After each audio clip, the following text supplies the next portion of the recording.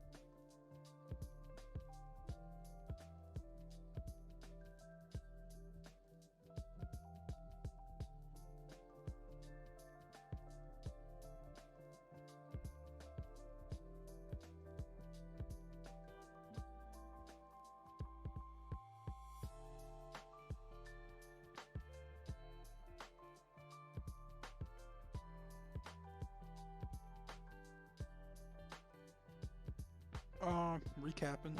So, when last you all were together, you managed to return to Kretz. You know that Kretz has a bit of a vermin problem, if you would. You also got a chance to really speak to Corwin quite a bit and just kind of get involved a bit more with everybody in the tavern afterwards. There were some things to note. Just notably, Zeppela has more or less left, or at least you saw him leave. For those of you paying attention, you saw him leave. There was some information given to Corwin through Alex and or Bennett and Tilgrim. other information kind of given out and proposed by other party members as well. You also did a pretty cool job of just kind of going around and just kind of focusing on characters in terms of background stories and goals. So at this point, you more or less ended on a long rest, and you begin at, unless there's a complaint, about 6 a.m. Managing to get your 8 hours and kind of rest. And just let me go through and make sure that I did this correctly. Yep. So it is 6 a.m. It is the 9th day.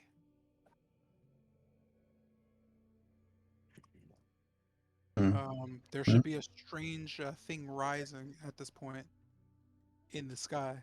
It looks like a smiling moon.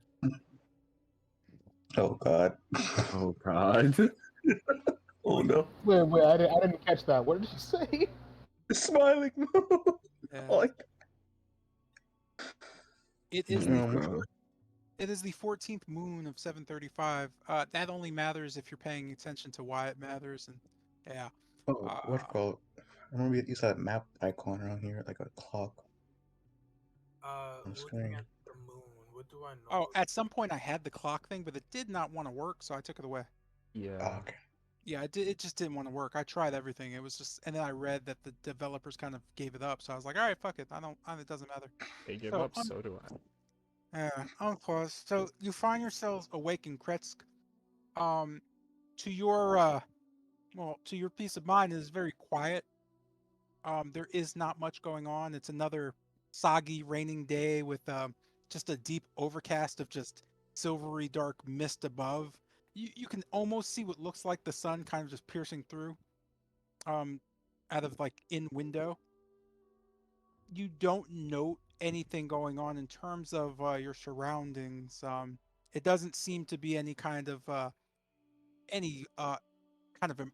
urgency that you felt the night before with the zombies at the gate. Um,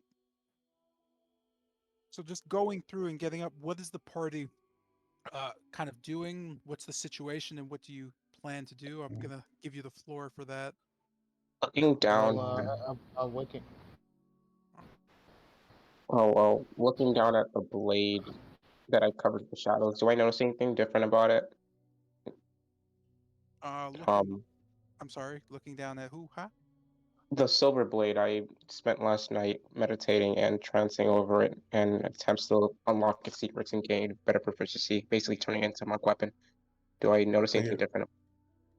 You note that the as kind of whatever kind of is left of light hits it, that there is no shadow cast by it. Okay, picking up the blade, do I feel comfortable with it as I kind of swing around? So you feel incredibly comfortable. As you're swinging it around, you note that it slowly starts to create almost its own shadow in your hand. But the shadow doesn't move exactly as you might think a shadow moves. It's almost as if you can manipulate it as needed. All right, thank you. Well then, what you call So So Wesker's just. No, oh my God, Wesker. Lucian's in the Wrong game. in the. Well, after getting his crash course in magic from Pilgrim last night, Wesker's just out in the front attempting to cast prestidigitation, something Oh. like making a small metal ball in his hand. All right, who's this Wesker fellow we're talking about? Different A character different- from a different campaign. Yikes! So as Alright. he Dick. as he raises his Wait, hand no, that's and not- attempts to cast as Pilgrim has taught him, there's a small buildup, and it just poofs into nothingness. All right. Anyone else? What you call? I'm gonna be by the wagon and remind the party for us to head towards Valky All for right. the Star Adventure. You then the party then hears from within the inn, just the kind of cattle call of Zardos and his just extreme paranoia, just kind of shouting to the windows. I guess getting up, I'm gonna look over at the staff of Cthulhus. Did any of my attempts to try to examine or like link up or like figure anything out about the staff bear any fruit, or did.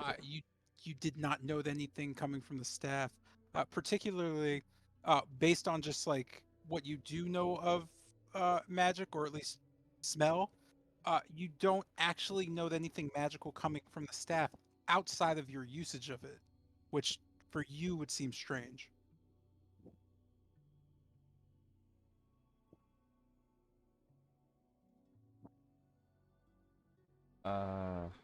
With that, I guess I'll head downstairs.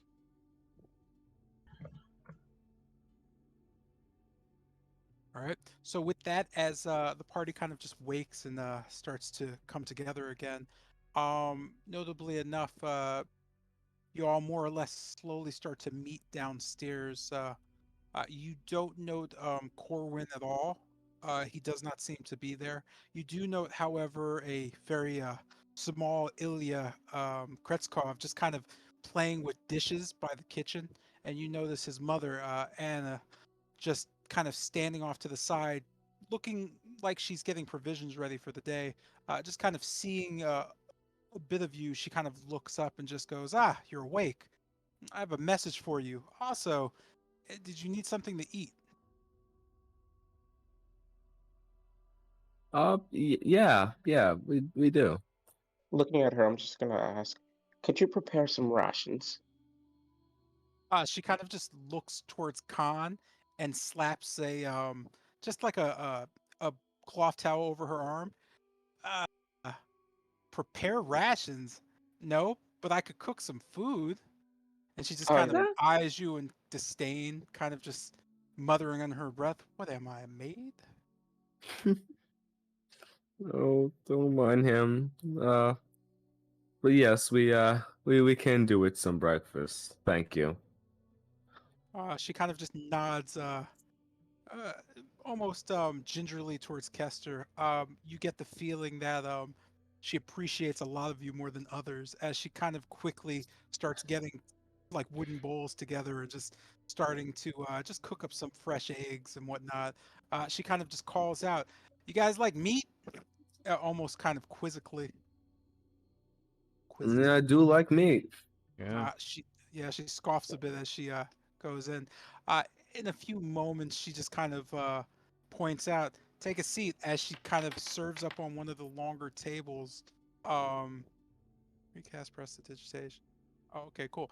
As she casts or sets down on the table, just kind of a pot of eggs with just different scraps of bacon and whatnot.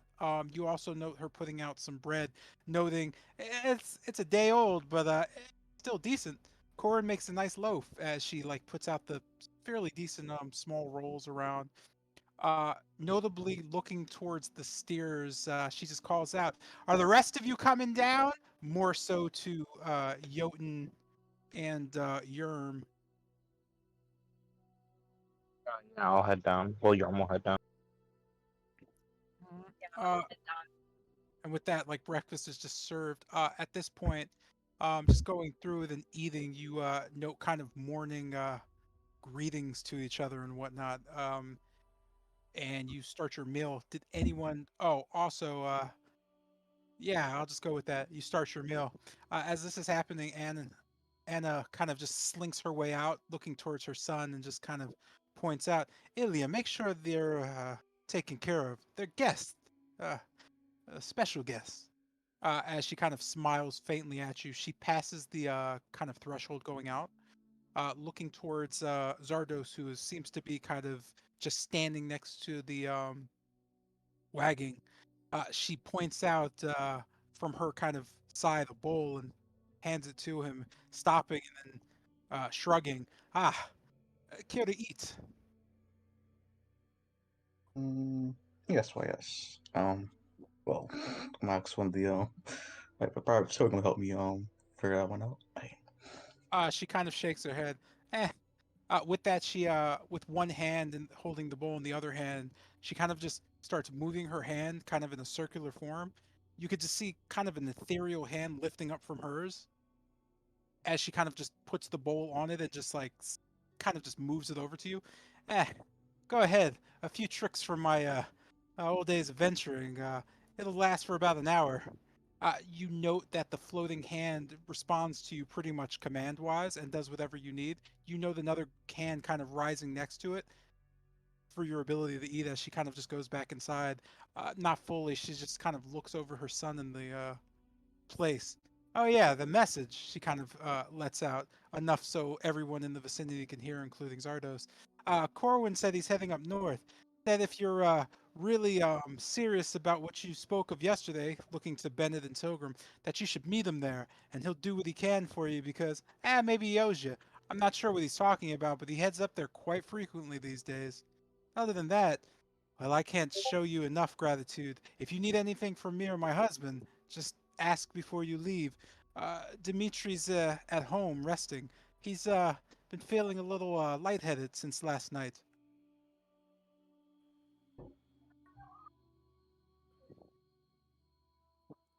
We'll be sure to let you know if we need anything.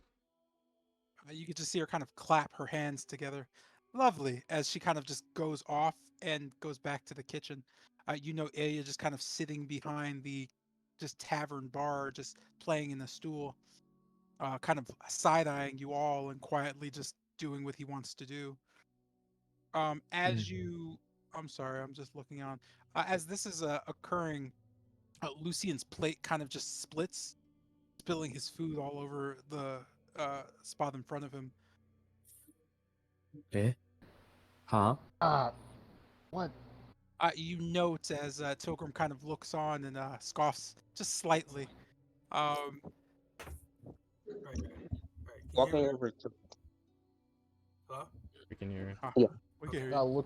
looking over to Tilgrim, just at her scoffing. How did you do that? I I'm didn't sorry. do anything. I kind of just sigh and just like would wave my hand. Like when the litter starts to blow over, the filth really of covering Lucy collecting on top of the table. I want to cast Fan. what's Yo, Isaiah, stop playing your fan, bro. Yeah, Zay, I server muted you. Just type in chat when you're good. I'm sorry. Go ahead, Zion. No, I was saying, with waving my hand, I kind of just like not like kind of shaking my head and cast man prestidigitation, causing any of the filth covering Lucian to well come off him, as this, so end up on the table. Try not to, uh, yeah, and I kind of just go back to eating. Do I, as I'm eating, do I note exactly how it broke, or was he just? From just kind of your dealings last night. Sorry, I'm gonna check the server mute. Nope. Okay, I don't know what he's doing. So from the dealings last night, you can sense kind of something growing within him. At first fizzles, as it presents itself or moves on, you note that there's something happening. And it certainly is outside of the realm of physical. Oh, and it's caused by it was it's emanating from Lucian. Yes. All right.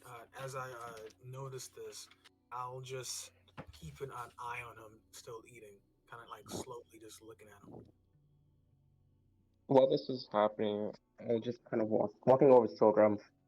You want to go to the forest? Well, not the forest, but outside and get some straw root, as you promised. Well, when you're finished, of course. Looking at her eating.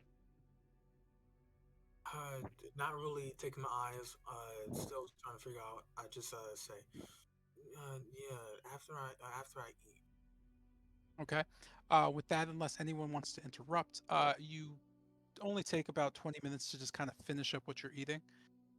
With that, you note Anna kind of just smiling like just slightly at you all as she collects bowls and kind of just points out, anything else that you need? I'll She be kind of fine. Yeah, she kind of looks over at you all. Corwin said you might want to head out pretty soon, so I don't want to keep you. Thank you for everything, and well, if you want to check in with Dimitri, please do. Um, Other than that, she kind of thinks on it. Well, the abbot, he'll be coming for a visit shortly. He wants to check up on Ilya. I have to say, thank you for all that. It's been wonderful, actually. Those creatures haven't come down the hill in days. Hmm. Good to hear. Looking at her, I'll just kind of ask, "Who's this Abbott fellow?" I'm scratching the back of my head. Well, that would be the man that lives on the hill. Oh, you can see Anna just kind of look at Kester and kind of nod. Well, he's someone. Ah, I don't think we've properly been introduced. I'm Anna Kretskov. I kind of uh help out here, and I'm married to the guy who owns this place. um, the abbot is a strange fellow. He's been here for quite some time, but I wouldn't say he's really a member of the community. He lives up in that building, that massive cathedral up there, the abbey. She kind of notes through one of the back windows as you can look out and see just this towering thing about 400 feet up, just on the cliffside, covered in snow. Uh, Before your friends came here, there we go. We were constantly being abused by his Jesus, by his mongrels and this strange bell he kept ringing, but afterwards he's been quite delightful for the town, almost being accepted. She just kind of goes off to start washing up things. Yeah, I'll just nod and continue to stare at Silver.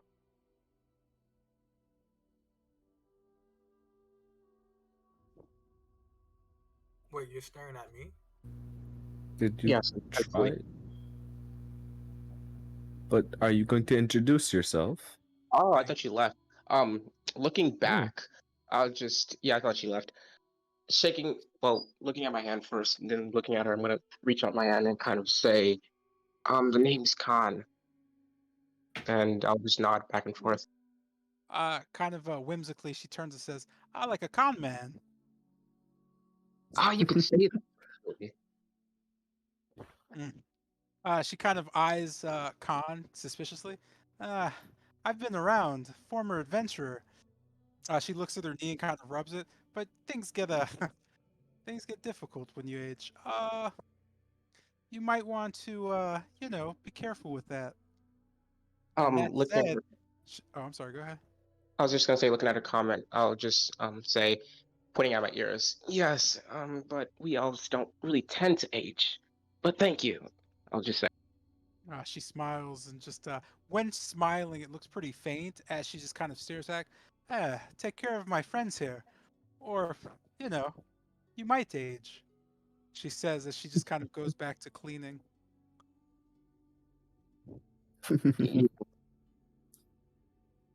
With that said, you hear kind of a almost a not a groan, but something of a groan coming from outside the tavern doors, which are kind of just open. You know that to be Zardos, kind of just still hanging out by the wagon. As your breakfast finishes up, the party hears enough to know it's probably time to start getting going. Does anybody have anything they would like to do or discuss before leaving? I guess Um, briefly checking on the Burgomaster, right? yeah. I wanted to see if we can head over to Milgrove's place real quick. Oh yes, that too. Okay. Um. So let's see. We'll go here just to go here. Oh, you're just gonna start up? Cool. We're not gonna. Yeah, that's really helpful that that works now. So let's see. Boo-doo-doo. So I imagine I'm going to go this way and then around and down, because yeah. Nifty. So What happened? oh, nothing at all. So notably enough, you manage your first of two stops with Millgrove's store. You know again as you enter, as always, it's a very perfect nighttime display of sorts, and well, nothing seems to be touched, no dust, no anything. Almost a spell that, for at least Tilgrim, it's unimaginable how it works. As Milligrove just sits smoking his pipe and just kind of eyeing you from the side. How goes it? Been a few days, but the travelers from the west are mist bringers. What brings you here? I appreciate your patronage from earlier, or let's go with the night before. How may I help? You note him sliding around coin and just make sure that the potions that you ordered are specifically there for you. I wanted to ask if you had some ingredients that I could use. I have an idea of what I would want to try.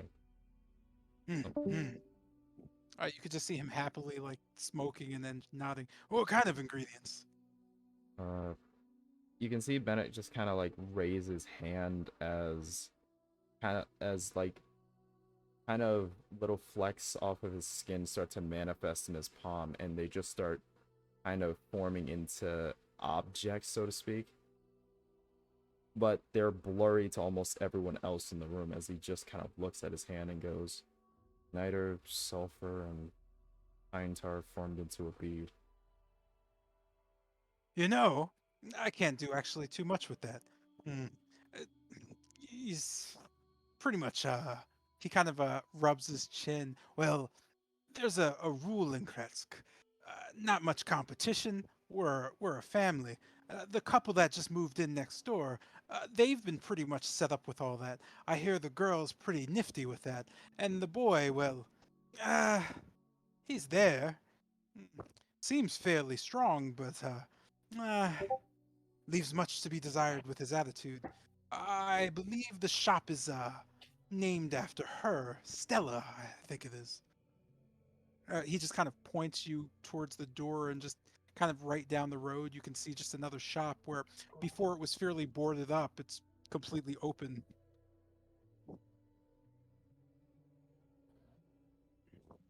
Thanks for the direction. He just kind of nods at you respectively. No, thank you. Words got around about your actions. I have to say, I didn't think much of it when you first came around, but well, this place is singing your praises. So please keep it up. Looking at the shopmaster, I'm just gonna ask, do you know of the best location to find Strahd fruit? I kind of just sigh audibly. Middlegrove taking his pipe out and kind of looking over the Tilgrim. Huh. New member of the team, eh? Well, looking towards Khan, the easiest place to find it is, well, somewhere where the woods are the thickest. You might find a little bit traveling up towards the Abbey, but that's not where I'd say the most, the most effective Strahd route is. If you're looking for something effective, you're going to want to find a nice patch of the Svalich woods that is just teeming with trees. The more corrupted, the better. Strahd root has a tendency of growing from, well, corruption. With that, I'll just take out the remaining 5 gold I had in my pocket and just hand it over to him. Thank you for the information. I think not. Does he take it?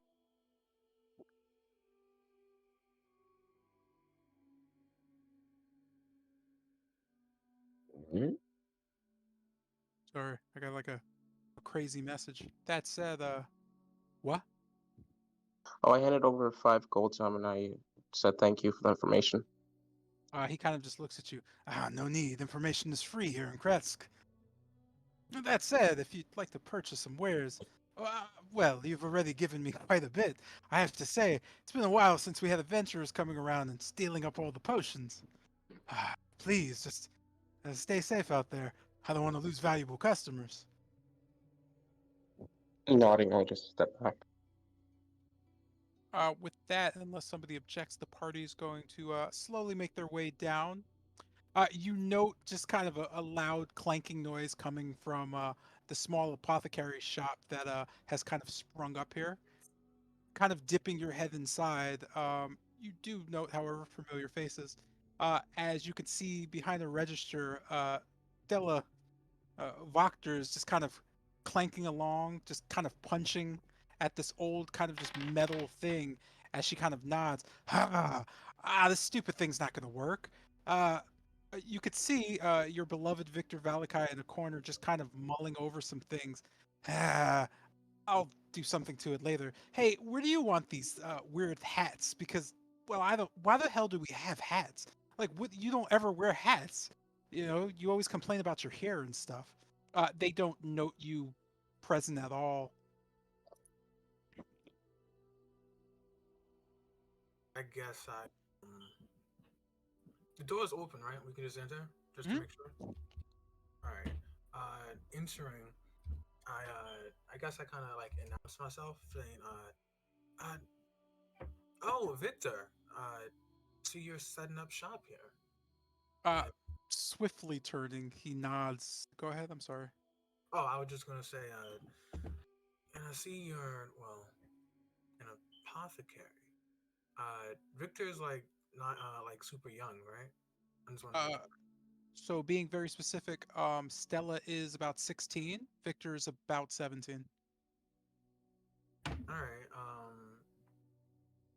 Kind of kind of adopting like a slightly concerned look.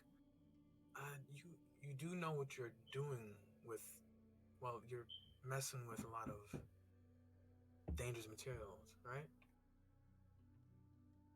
You can see Victor just kind of shaking his head as he slowly walks over the Tilgrim. He just kind of plants his hand firmly on the top of your head and just kind of moves you kind of up so you can see him. Listen here, Teach. I appreciate the concern, and let's be honest, I'd probably be dead without you and your. He kind of just looks behind Tilgrim.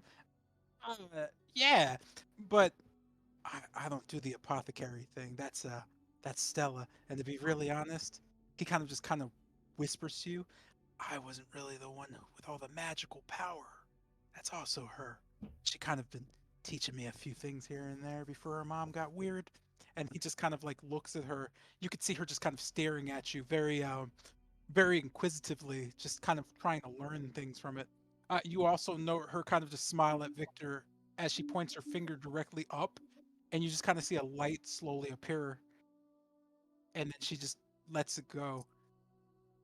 Yeah, I'm the talented one in the family, haha. As she just continues to punch at the register, but I'm not really great at all the rest of this. Looking at Victor, I'm just gonna walk over and kind of say, "So what are you selling, boss?" You could just see Victor and Stella both kind of look over at you with their eyes kind of side and then look at each other as Victor goes, well, okay. It's an apothecary. They sell medicine and well, He, Okay. he kind of shrugs and just kind of pats Tilgrim on the head again. Hey, who's the dipshit? that's Khan. Remember that you met him in the you. He He's kind of he kind of just shrugs. Nah, seems forgettable, and just kind of walks away. Stella kind of just pops up. Okay, so hear me out. We got here, and they got this rule here, right? And it's a weird rule. Something about like you have to do something to be able to stay. And they kind of, I mean, I don't know. You guys seem pretty cool. I've heard some people talking about you guys, and I guess you guys have done a lot. But I figured, what could we do? And Victor wanted to kill things, which is, well, you've seen him shoot a fireball. It's not exactly great. Sounds like him. Eh. So I was like, well, I have a pretty good knowledge. My mother was a big fan of education, and well, uh, once she saw my talent for wizardry, well, that's what she did. So we sell, well, mainly. There's nothing we really sell, but what the fuck is that? Yo, What is that? Kester, why does it sound What like is someone's that? blowing up like into a bottle on your hand? Yo, are you trying to kill my ears? Fix my problem now. Kester has one. Yeah, it's just like background noise. Like it sounds like someone's blowing into a bottle. Shit scared. Yo. All right. She just kind of looks around and says, "But you know, they had a few things over at Milligrove's place, but they don't really have components or anything to really get your alchemy on, or I don't know, spells and stuff. So we just kind of do that.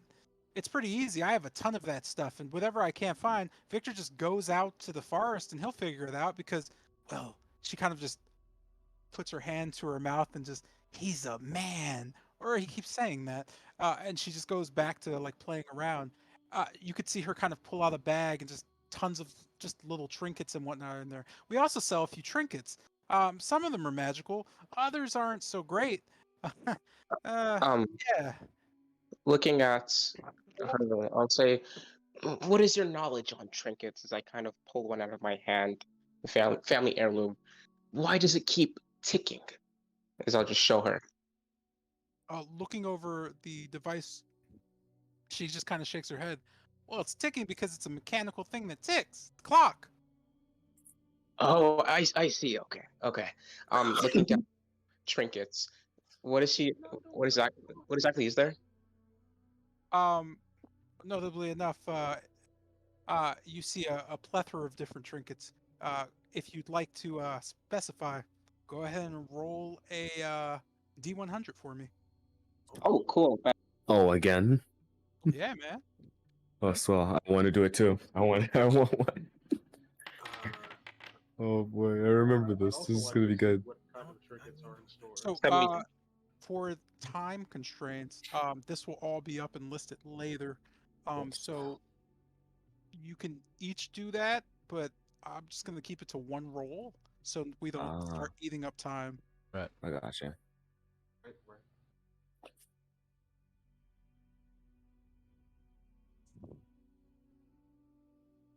oh, we just waiting for Kessler to roll, right? Or are we? Yeah, you could. Yeah, you could roll two. I'm just gonna go through for Oh no, I don't. No, not you per se. I'm going over for cons. Sweet 53, baby. Okay. So as you look around the trinkets, notably enough, Con sees a small tankard. It looks like just built for mead. As you kind of look over it, you notice just a really nicely engraved metal just foundation. As Stella kind of points out, oh, that thing's super weird. So like it makes anything you pour in it taste like mead. Like wine and stuff. Or I guess honey mead. I don't know. I don't really drink or anything, but yeah, that's what one of the people who sold it to me said. They were a Vistani. They usually don't lie about those things, I don't think. And how much would it be for that? As I kind of just glare at it. She kind of just shrugs a bit. That can't be more than about 5 ravens. And I just hand her 5 ravens. Oh, cool, she says as she takes the coins. She looks at Victor. I told you this would be great. You could just see Victor grumble in the corner as she puts it in the bag. Gift wrapping? Oh, no, thank you. I'll take it as is. Nodding at you respectfully, she goes, "Thank you so much." Looking back towards Kester, she points out, "Ooh, that's cool too. Well, I guess it's cool. I'm not really sure how it works, but you note a large, just massive steel lock with no key. And you don't know this. It just looks like a massive padlock with no entry point for any type of key or shape. She kind of just whispers, "Magic lock." You say the word that you need to say, and it just locks. And the weird thing is, you could probably make it open, but it doesn't open with the same word. There's a totally different word. Huh. And I'm guessing that you don't know either. What? You could see Victor kind of like glare towards Kester. Hey, she knows everything. All right, pipe down. Oh, I apologize deeply. I'm so sorry. You could see Stella kind of shake her head. Yeah, it's not like I'm a rock gnome or something that thinks I'm a Xanathar. I'm pretty good at things. As she kind of looks under her desk and pulls some stuff out. Oh, well, I can't really tell you any of the secret words, but I definitely have them here. Oh. Huh. Can I pay for the secret words? She kind of nods. Yeah, that thing's probably actually, uh, it might come in handy. About 10 ravens, probably. Most of these trinkets are Ooh, pretty cool like that, I guess. sweet. In that case, I'll definitely pay that.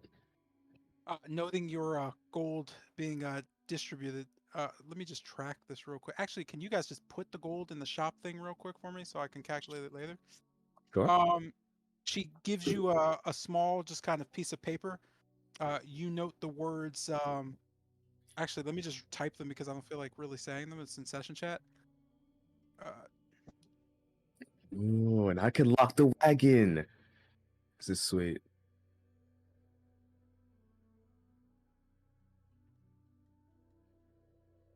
I and can lock a wagon with a you can pronounce wagon. them any way you want. And then there's yours. Asta and Marple. Yeah, Okay. really quick. Moving on.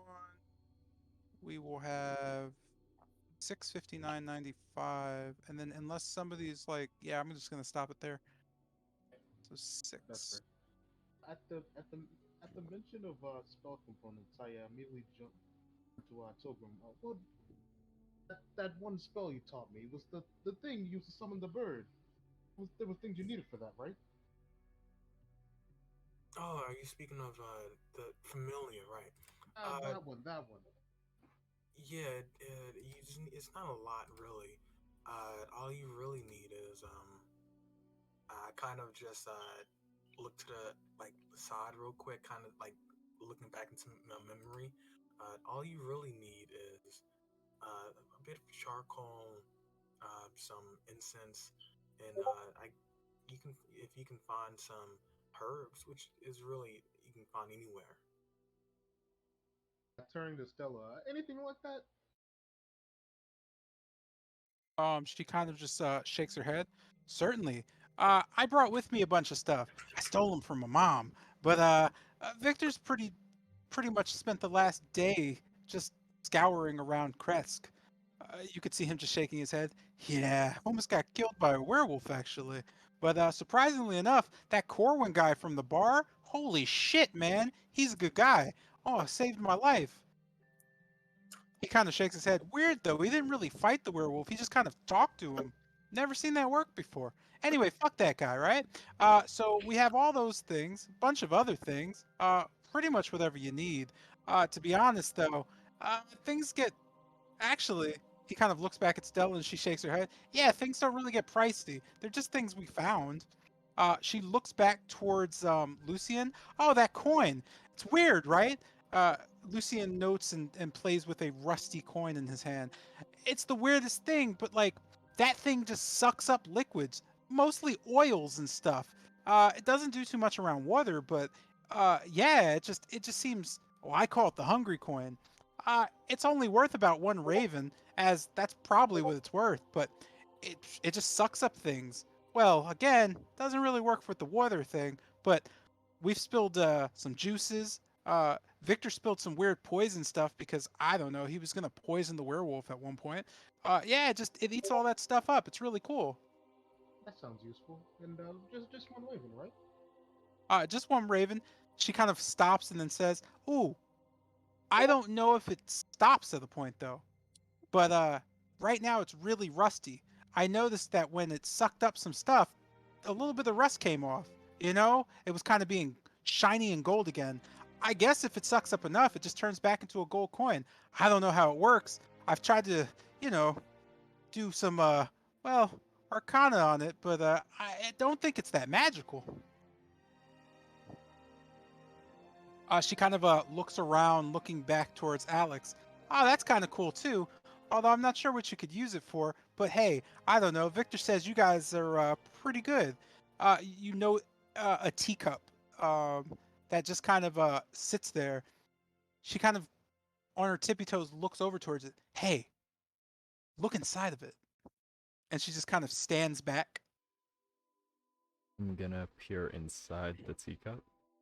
So as you do that, you notice hundreds of small black spiders just kind of rising from it, almost foaming to the top as they kind of just start pouring out of it. No one else in the party but Bennett notices this as it immediately kind of just not makes you jump based on your experience, but just kind of gives you pause as you kind of just see them crawling and hanging all around it. They just kind of stop at the point, hundreds of them just looking at you with their eyes. You can hear Stella just go, weird, right? Yeah. What? I'm gonna just smell it. What? I guess I'm just gonna like put it up to my nose and just like take a whiff, see like what kind of magic is resonating off of it. As you do this, one of the spiders chains to another spider and kind of just pops on your mask and starts scurrying around on you. This does give you slight pause as you kind of pull yourself back, as Stella just goes, it's not magical either. The spiders just live inside of it. Oh. Okay. Yeah, she kind of just nods. They won't come out unless somebody looks into it. I don't know why. Huh. All right. Looking. How much would it be worth? Oh, that thing. Probably the same as the coin. About a raven. I don't think you could get much use out of it, but hey, it'd be cool to find out how. Yeah. Also, do you guys have niter, sulfur, and pine tar formed into a bead? I don't know about the last one formed into a bead, but we definitely have some pine tar. You could probably just do it yourself if you needed to. Do you need that stuff? I could just put it in a alchemy bag for you, or component bag for you. Yeah, that would be helpful. You could see her just from the back just start opening these just kind of large drawers. Each one seems to be labeled with different components as she kind of just looks around and starts peeling and pulling. You can see her just kind of cutting and kind of ripping and tearing pieces of things off. She kind of looks down. Do you need to consume any of that stuff, or is just the component? Just a component. She nods. Oh, okay, then you're not going to need much of any of that. As she kind of just starts placing and whatnot, you see her kind of give you, or not give you, but it place just a very nice kind of black velvet bag down. Hmm. Kind of eyeing the bag, she kind of puts her hand up. You could see her flipping through one of the ledgers next to her. Mm-hmm. Mm-hmm. Mm-hmm. Amados. Venados. Ah, cool. And then she kind of waves her hand, Amados Venados, as just light kind of comes out of her fingertips as she kind of just grazes over the bag. Okay. Yeah, this thing won't blow up and kill you now. She just starts putting your items in the bag and kind of ties it up gently with just a red ribbon. You may not want to like open it or get it wet or anything. That might suck because then you'll probably come back here and need stuff. Right. She kind of moves the bag for you. Let's see. Pine tar. You got the sulfur. That stuff stinks. Yeah, that's about it's 5 ravens for that and 5 for that and 2. That's like 12 ravens. All right.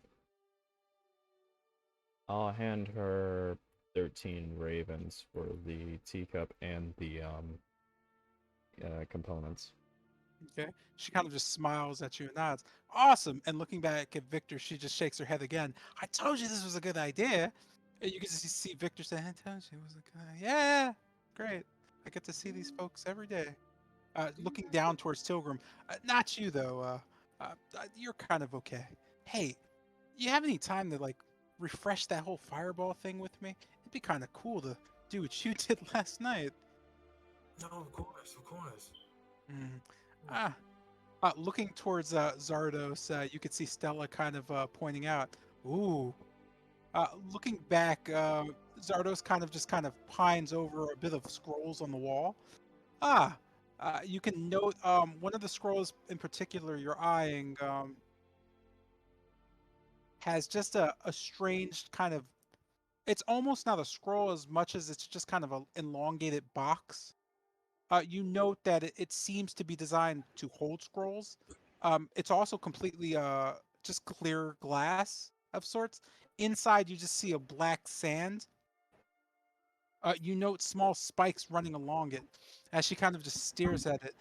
That one's I'm not really sure what it does, but the stuff inside it's just a black ash. Milligrove, I actually got it from him. He told me that a long time ago, uh, two dragons had kind of a fight, and the remains, or some of the remains, that black ash is from a black dragon. what that means and why there's weird spikes all over it is kind of confusing to me, but I've never tried to open it. He kind of told me not to. I see. How much will this cost? Oh, well, that actually comes with a bit of a price tag, but not that much. It's about 50 ravens. Milligrove's price, really. He told me just to continue telling people it's 50 ravens, and if they said I'll take it, I should probably say it's 100 ravens. But, I mean, there's a lot of stuff here, and I haven't had time to really look into it, so it'd be kind of cool if, you opened it and it just blew you up, huh? She kind of smiles very widely at you. You get the sense that Stella is maybe not as rude as Victor, but very much similar. Well, I'll take it then. Oh, she kind of nods. I guess the 50 ravens is fine. Very well then. I expect to hand the 50 ravens. With Sir that, Bennett? I'm sorry. I look towards says Sir Bennett could hand the 50 ravens. No hands, stuff like that. And what of the herbs and charcoal? She notes and goes back to her just kind of drawers. Herbs. Do you know what kind, or does it matter? Kind of just slowly turn over to Tilgrim with I'm not sure look on my face. It doesn't exactly matter. Cool. Really, all you need is just natural, fresh. Gotcha. Well, again, we've been borrowing from Milligrove, so she gives fresh just sprigs of thyme, rosemary, and just marjoram. As she kind of twists them in a small red ribbon and ties them neatly, she puts them in another bag, also casting the same things over them. She kind of turns back. What else? Charcoal, right? Oh, that's easy enough to come by. She just kind of goes in the bottom drawer and pulls out just a nice brick of it and just tosses it in the bag and just ties it up. There you go. Charcoal's easy to come by. Herbs just came fresh a little earlier. Yeah, that's about 5 ravens. No problem, and I'll give her 10. Ooh, thank you. She notes as she looks over at Victor and just almost just ha-has as he just kind of stares at her and then back down to Tilgrim. Kill me. And he just smiles back at her. Lovely, right? This is going great. With that, you can see them both. Or with that, they kind of just look as Victor goes, "Hey, you guys gonna be around for a while, or are you heading out?" We'll be heading out soon. Hmm. Maybe another stop. He nods, looking down at Tilgrim. When you're back here next time, I'm gonna take you up on the fireball offer. Of course, of course. In fact, I wanted to tell you, you're going to be all right here. Just don't do anything crazy, more crazy than usual. And keep working on your spellcraft, even if I'm not here. You have everything you need. You just need to put in the time. He kind of just like puts his hand back on your head. What, me be crazy? Get out of here. You guys are fucking kidding me. Listen, I'm done with that. Got my girl back. This is a pretty cool shop. And the people didn't even like try to set us on fire or anything. They're actually pretty cool. Like my dad runs an entire city on just fear and depression. And this place, these guys got stone walls. I mean, it's fucking cold, but I've never been in a town or community like this. So I think we're gonna stick around. Yeah. Hey, listen. He kind of just pulls Tilgrim to the side and just slowly just the rest of you can hear, but he's like, listen. I don't really say this much, but thank you for helping me and not just thinking I was some fucking asshole. I mean, I am, don't get me wrong, but I just didn't know what to do. Nah, trust me, everyone's been like that. Everyone is in a little way. He kind of just nods and yeah. Yeah, look, if you need help, you know you can find me, right? I mean, I'm your teach. I kind of just say, you know, and I still have a couple more tricks left to show you. Nodding, you almost see kind of a sneer on his face. He's like, no, I get that. Definitely. But I gotta tell you, he kind of points at Stella's really good with the magic stuff. I'm gonna try to learn all the basics from her, but you're way stronger than she is. He notably says that way louder than he needs to, as Stella kind of just glares over towards him. Yeah, that's great. Thanks. Teenage boys. Anyway, with that, does anybody have anything else they need to do? I Oh, was I have looking at. one more thing. Go ahead. Oh, I was just gonna. Hey, it's Meter, right? The name, as I point towards the trinket. She kind of looks at it. She kind of shrugs. I didn't think it had a name. It's just a, well, it's just a kind of a big metal mug. I guess they call them steins, but that sounds like a cool name. She just kind of, she seems like she cares about what you said, but she's just not sure why you would name a mug. So she's like, sure. Oh, okay, I'll just know.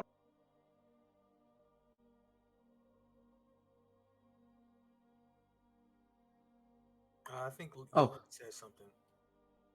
Not sure though. Oh. Looking towards Jotun about disease, you could see Stella kind of slowly just shake her head. I'm not sure I know too much about curing people. I hear, like, since we've got here, there's been talk about this miraculous healer dude who lives up on a hill. She kind of just points out towards the abbot's abbey. I haven't met him, and most people told us not to actually try to meet him. And well, Victor says we've probably been through enough where we should actually listen to them this time. She shakes her head. I'm sure he could help, but I don't know at what cost. It doesn't seem the locals really like him, but for some reason they let him stay here.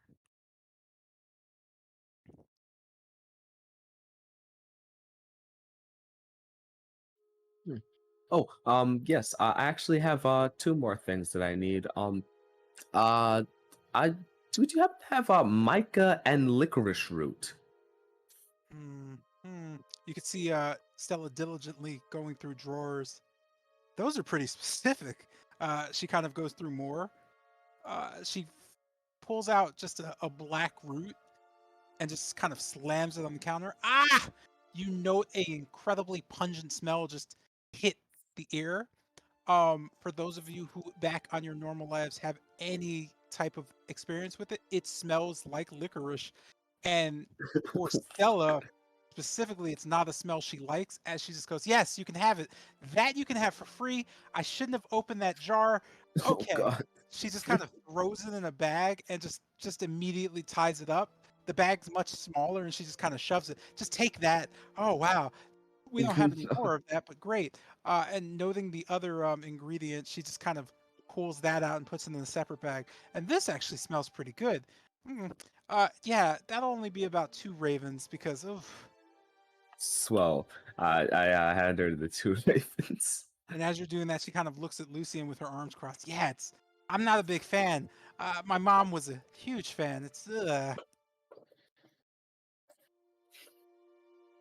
Boy, yeesh.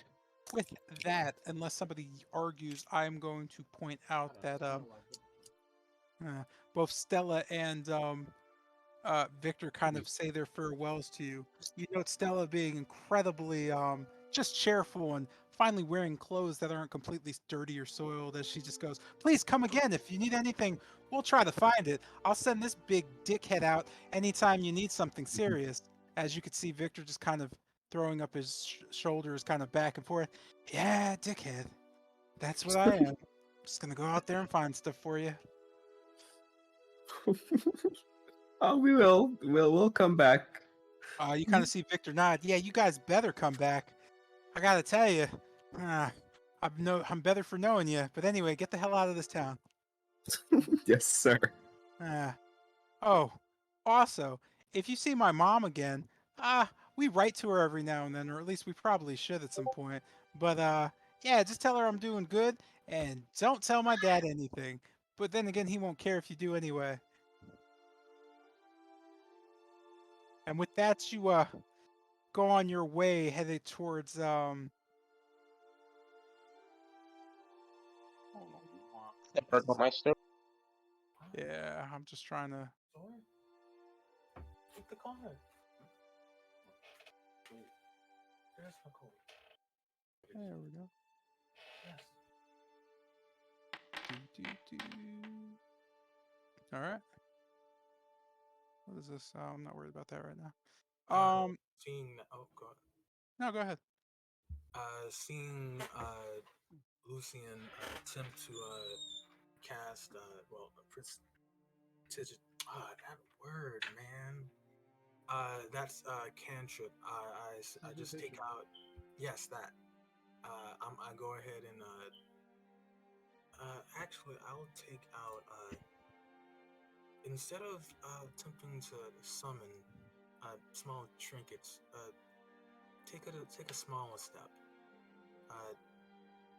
You can use this spell for many other ways, many different ways you can use this spell. Attempt to change the color of something, or just push the wind in of itself. And Okay. Say coaching Well, as we walk along. Well, whatever you say. Lucina just take out a piece of cloth, piece of black cloth, and then just attempt to change it to red, for example.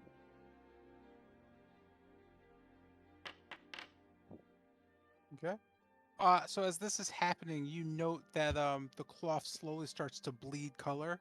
The colors at first seem to prism almost into multiple colors before kind of starting to darken down into a just a faint red.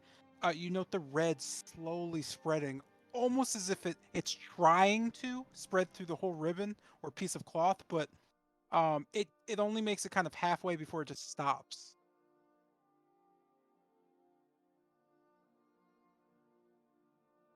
Lucina excitedly, whoa, that's progress.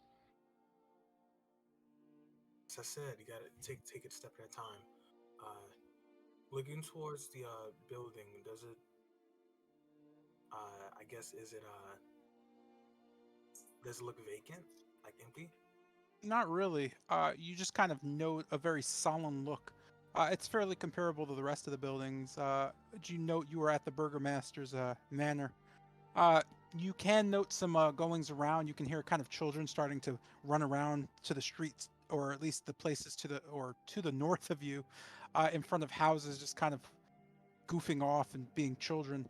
You note the atmosphere of Kretz is so much more peaceful than Valakai, and it just seems like people are generally doing what they need to do.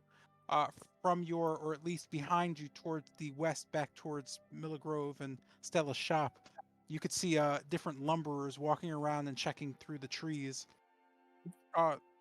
Directly standing outside, what would you like to do? I would like to put away any weapons I have visibly on me and put it in my backpack.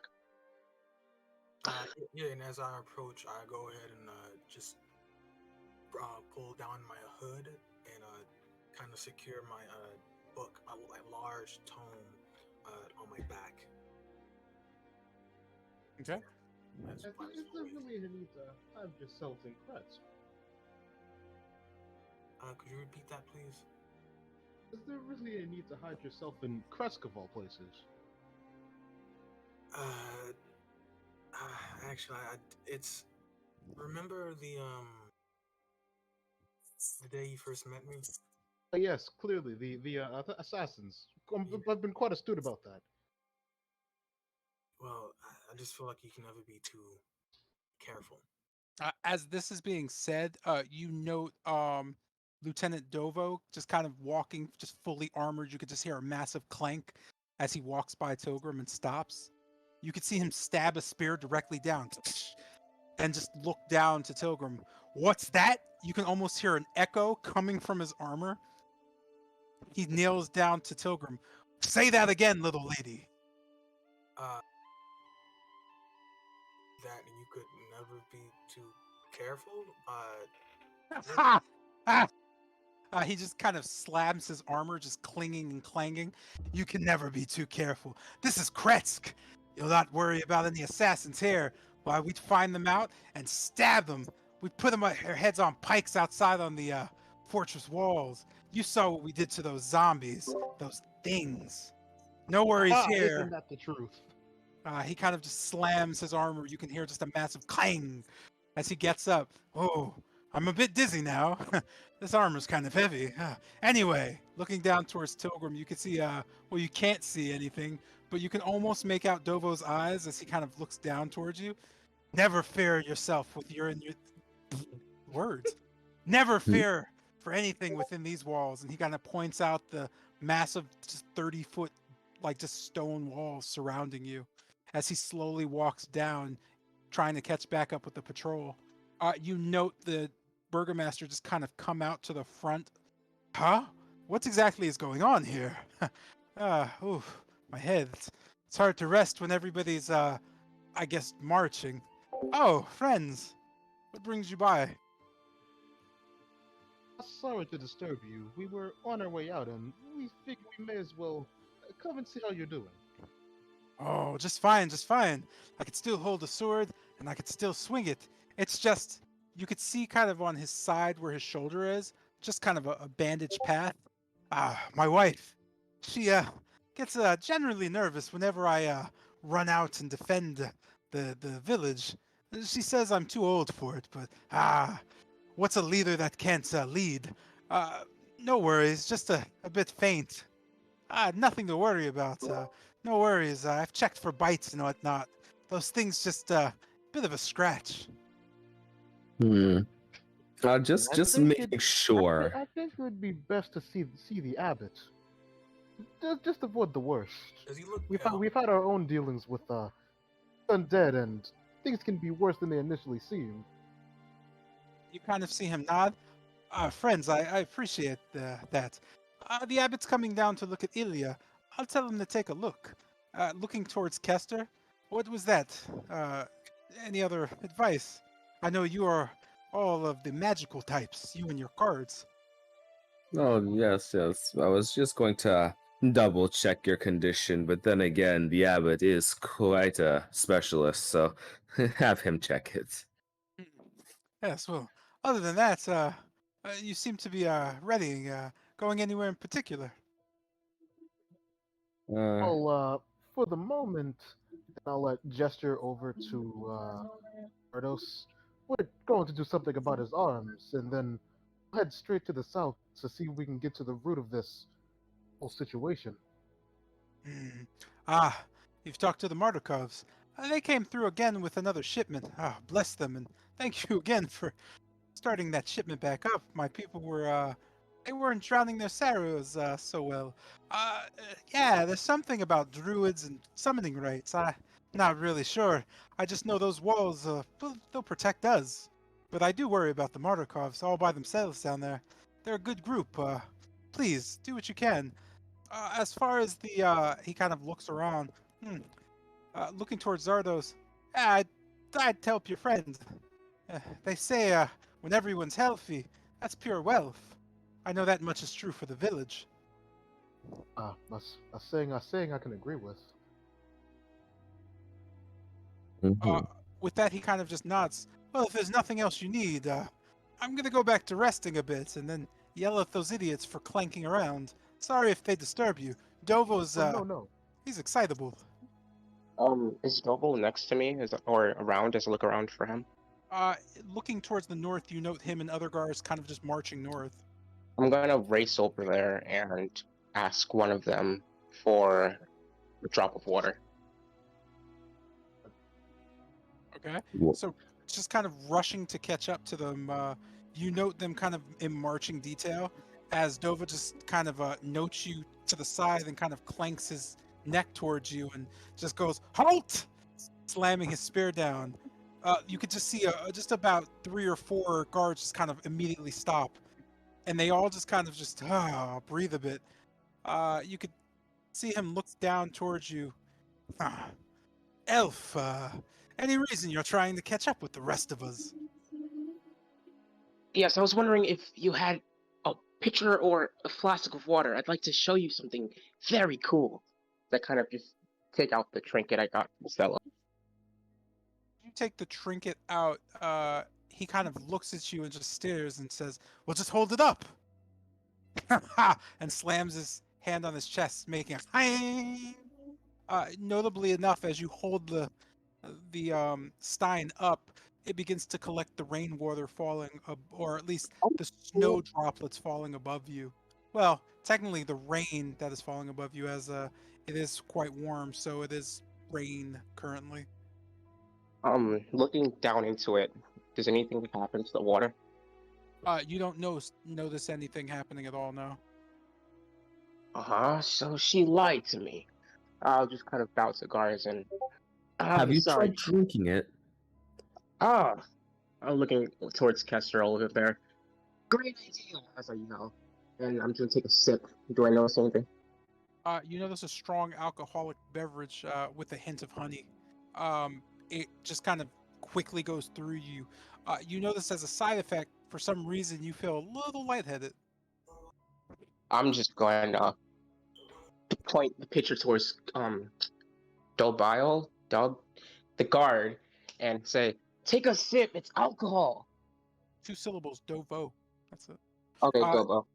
as kind of he looks at you as you clank the metal stein against his chest, you kind of just see his hand raised, just covered in armor, as he goes, "Wait!" And he just kind of leans in. "I'm on duty, you know. And a Yeah. true warrior," he slams his spear into his chest, "must represent for his troops." You could see him just kind of nod and smile. "But trust me, friend, next time we're at the inn, I'll take you up on the offer. That said," he kind of turns to his troops, "march!" And just kind of starts slowly marching off towards the north.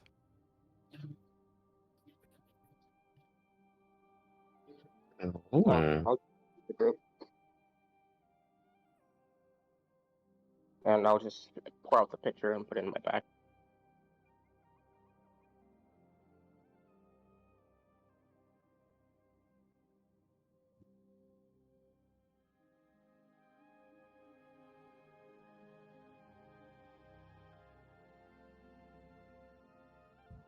It's an abbot before we head towards Corin. Yeah. Okay, so with that, the party gathers at the front gates. You note Captain Koliani just kind of standing there. Going out? Uh, Yes. Off to depart into the wild again. She kind of just shouts down from the post. "Ah! Adventure lifestyle. Honestly, do your best. I don't wish it on anyone, but you're a great service here, so please come back when you can." And with that, she just kind of, "Open the gates!" As the gates kind of just lift up, you and the wagon with horse just kind of slowly go out, heading down the hill.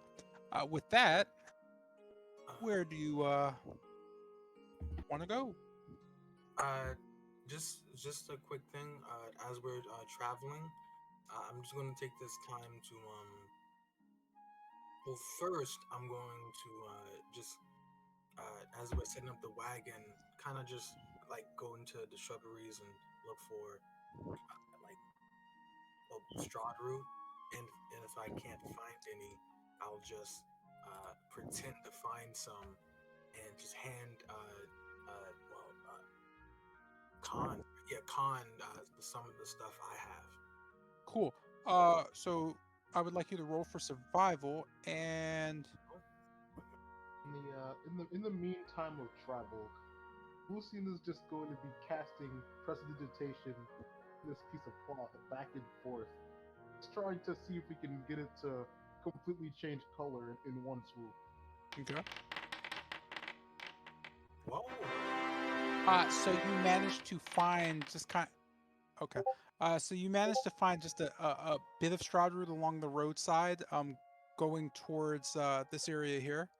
You note you have to slow down a bit, and you spend a little bit of time just hopping off the wagon as it moves slower, just kind of trying to grab a few. You find about 4 just good pieces, and manage to just bring them back to the wagon. As far as giving them to Khan, that's up to you guys. Other than that, Lucian notes that the ribbon or the piece of cloth slowly gets a little red and then just kind of seeps back into its original color as you continue on. as continuing on goes, you manage to kind of tick away, spending about 30 minutes just getting towards a central location. Is the party traveling to Valaki? Yes. Okay. Indeed. So as you get to the crossing, you note the troll doesn't seem to be there. He just kind of just seems nowhere to be found as your wagon just crosses the bridge with no issue. You come to a dirt path and another well-worn path.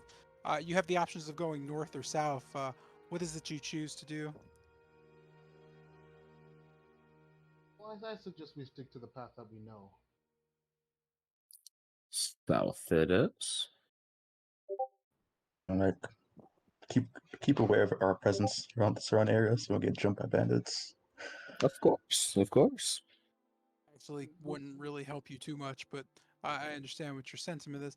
As you come to a southern crossing to the south, you can hear kind of a weird, kind of a crying. As you continue to move, you still hear the crying. It's almost too eerily coming from the trees around you. Uh, Just surrounding us. yeah, just surrounding you from the point here, and then to about here, it just kind of stops. Uh, Noting that as you come to the old Lunar River crossing, you know the wagon of just four individuals kind of coming up the road. At first, you can only see the two in the front, but as the wagon slowly crosses yours, you note that it seems they're coming from the direction of Valaki. You can almost see just as they get closer to you, pretty much merely within about 15 feet, as your wagons cross. In the front, you see an old man with a younger man as they kind of just slow down a bit and just kind of wave to you.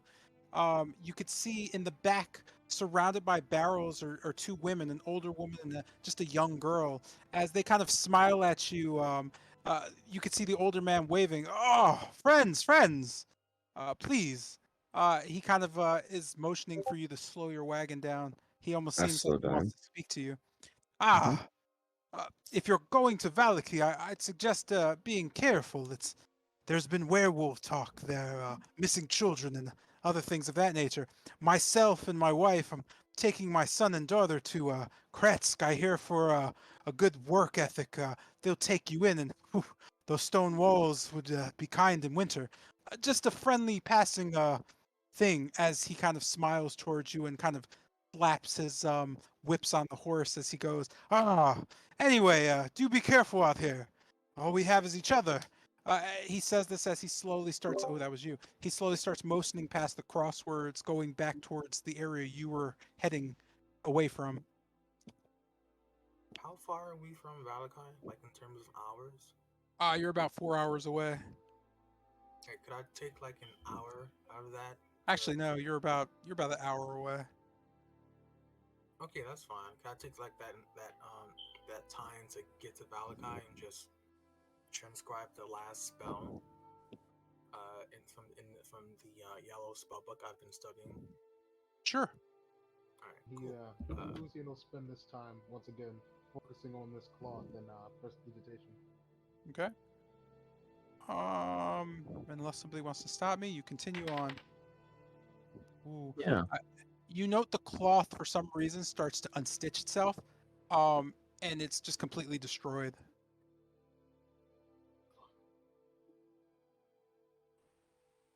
No, seeing this, I say, remember, a good a lesson that you will learn is patience. You'll fail, and Zen at some training point is. you'll succeed. You just need to keep going. You reach the gates of Valaki pretty much with no real troubles. At the gates, you note the same guards as always, kind of just slogging and looking at each other, just kind of making crude remarks back and forth. With Um, astute notice of us, I'd like to remind everyone to put our weapons in the bag of holding. you note that one of the guards just kind of his hands up, just dripping with water. It doesn't seem like he has the armor that the rest of them has, as the rest of them kind of stand behind underneath a little guard post, kind of just snickering. The guard just kind of looks at you and goes, "Halt! Who goes there?" Hi there. It's us. Well, we were here like yesterday or something. He kind of just shakes his head slowly up and down. I'm sure you were. I'm not exactly the normal guy on duty. I Ah, He kind of leans into the wagon towards Kester. I kind of lost a bet with the rest of these assholes. oh, sounds Mm, rough. it does, but more for you than me. Yeah. I'm sorry. That's I'm sorry. What was that? Seeing him just getting pounded by the rain, he's asked, "Would you happen to need a cloak?" You just kind of see him sneer a bit. Yeah, couldn't do that. He kind of like motions to the group behind him, just kind of snickering. Just think of this as a initiation of sorts. That said, if you're planning to come into Valaki, it's going to be about 100 ravens. oh wow. That's well, steep. But well, what am I gonna do?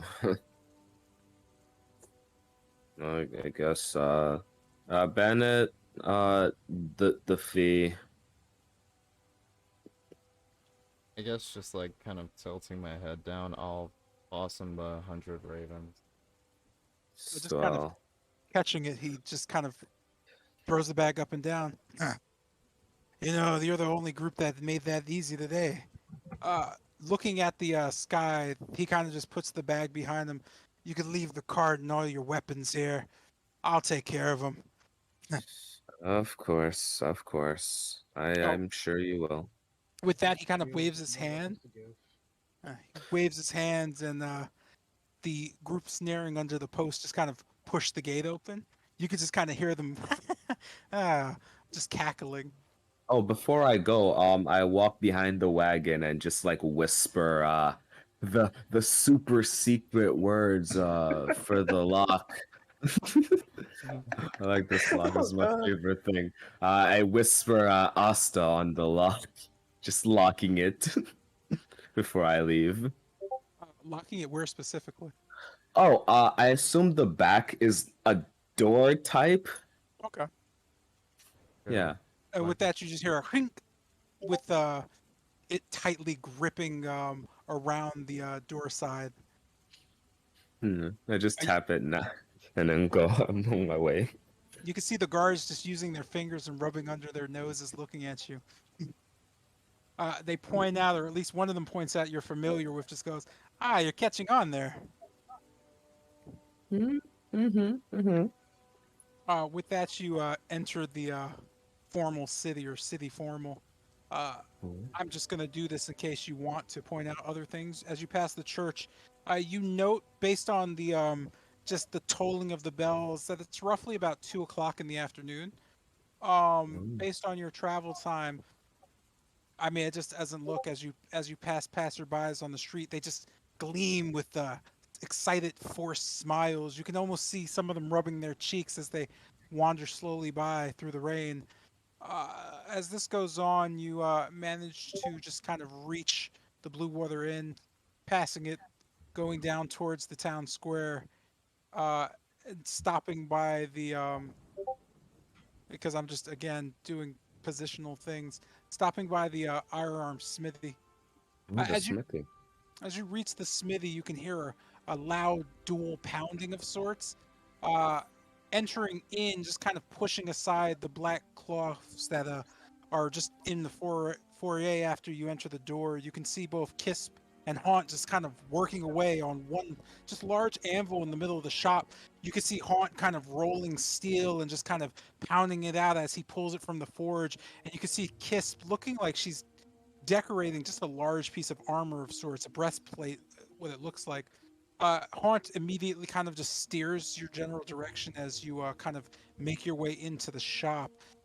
Glaring at you, he just kind of looks towards Kester. Uh, you, you're the one. You could see him drop the steel to the side and slowly approach you with his hammer. Uh, Oh. as he kind of just approaches in front of you, you note that he's no bigger than about 5'2", as he kind of just stares up. Oh. You notice glare as he kind of puts his hammer to the side and just kind of slaps you as hard as he can in the chest. Go ahead and make a dexterity save for me. Oh, oh God. Damn, he's hitting you with that flare chop. Oh nah, bro. My man's about to You can cleave my pretty much chest smash open, him. bro. You can pretty much kill Kester's chest. What you did to him? Hold on, fellas. Bro, what you did to him? Beautiful. That's one! Ooh, beautiful. As he goes to slap you, you notice just a twinkle of your eye as his hand just kind of stops directly in front of you. Oh, As like you just kind of like nod, his hand goes down as he just kind of belts out. Ah, you magic types, eh? You know, yeah. got my Whitley hard working on that gosh damn thing you wanted. Got it for you here. Oh, it's been a while since I made one of these things. You note on just the countertop, wrapped in just a kind of a velvety kind of purple sleeve, he pulls out just a black, just cane. You note that the top is kind of ivy carved with just a small just elephant kind of carved in gently to the side where it crosses over, and the bottom has Oh. just been just delicately stitched with leathers and whatnot. You could see him kind of just use the cane and put it down, slamming it. Strongest thing you'll hear. Clank! It hits the ground again, and he just kind of wiggles in the air. You won't find a better cane.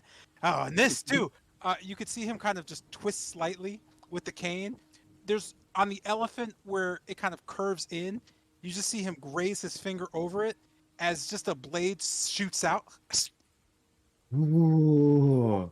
It's not the longest. It's only about maybe 20 inches, but you could just see the gleam of the forge fire just kind of lighting it up. That right there. Ooh, pardon me. Dwarven forged steel from the mines up north. Not all know the secrets, but learned it from a friend. Oh, it's absolutely beautiful. He kind of just snaps it, and the blade kind of retracts. You'll get a lot of things done with that thing. He kind of just slides it back into the thing and ties it with the ribbon. Looking at you, he kind of just pulls out his arm. He kind of looks back towards Kisp and then you. Did we discuss pricing? Sorry, I was gathering the thoughts. Probably. My head, it escapes me for a moment. What price was it, Kiss? You could see her kind of just shrug. I don't remember. Wait a minute. Materials, the leather, his hard on, the blade. Yeah, it's probably gonna run you about 200. Oh, okay. Bennett, once again, if you please. You could see Haunt kind of shake his head like up and down. Fuck it. Never mind. Listen, the Willie experienced some bliss. That's all that matters. Take the gam cane. Bring us the money if you can or can't. You know what would really help, honestly? That No. steel, the forging technique. I can't get much like it. If you could find some metals or something, probably some corundum. He kind of looks around. I don't know if you know what that is. Corundum. I have no clue what that The is. odds I of heard my that before. experience. So Tilgrim has heard of corundum before. You don't know where to get it, but you've heard cousins and just family kind of talk about it in the past. Did anybody else ask a question? I basically said I knew what it was in my experience. Okay. So with that, Lucian kind of notes and nods towards Haunt, as Haunt just goes, another one. You keep this up, and I'll actually get back to the old style. Anyway, if you could find a little bit of ore for me, you can find it up north or down south, most likely. He kind of grumbles about the down south thing. I'd love to get my hands on some Berez stuff. You know, it used to be an old dwarven colony, but no one goes there anymore. He kind of shakes his head. Anyway, take the damn thing. You could see Kiss just sucking her teeth very loudly. Yeah, take it. Great. Can't I- wait to eat beans again. As she kind of just goes into a back room. Thank you. Kind of winking at what Kiss was saying. Well, we could used to buy a pickaxe, perhaps, whenever we head north or south. You could just see him, or you could see his face kind of light up. It's not an expression you've seen from him before. Ah, buy! No, no, friends. You guarantee me a nice bag of some ore, you can have the goddamn thing. He just grabs a pickaxe off the wall and just kind of tosses it towards Lucian. Kind of nervously, I say, we appreciate the generosity, but we have to give back somehow. Just kind of glaring towards Tilgrim, Incredible craftsmanship like this just can't go unrewarded. and then glaring back at Lucian, he shakes his head. Ah, don't think of it like that. All I know is this talk makes the dick soft. I understand that completely, son. He kind of nods his head. You are adventurers, no? Making great weapons like this. That gun of yours. You bring me something back. The ammo, whatever. I'll make you more. He just kind of rubs his hands together, as you can hear just kiss from the back room. Just go, no, for real. You could pay us. You can just leave the money on the counter. My husband's a fucking moron. You could just see him waving his hands towards the door. Ah, don't bother with her. She's just mad that I get excited like this. Oh, I definitely need to go back and clip Looking those. at, Holy shit, I'll this is just great. ask, Oh god. do you have any traps of Oh sorts? Lord, help me. He kind of we're looking at Kiss. So she's not in the room with you. Oh, not Kiss, the other guy. Haunt. Just kind of waving you off. We don't really make too many traps. Hunters come in occasionally, but they buy them all up. Come back in maybe I don't know. If you're looking for them, I'd say about an hour or two. I could probably strap something together, but not looking that likely. Again, he starts looking around. Metal's running a bit low. Kind of why I'll take some ore in exchange for craftsmanship. Okay, what about whetstone? As I just look around. He just kind of looks towards the back. Only thing we have left is what we're using ourselves. Same thing, hunters.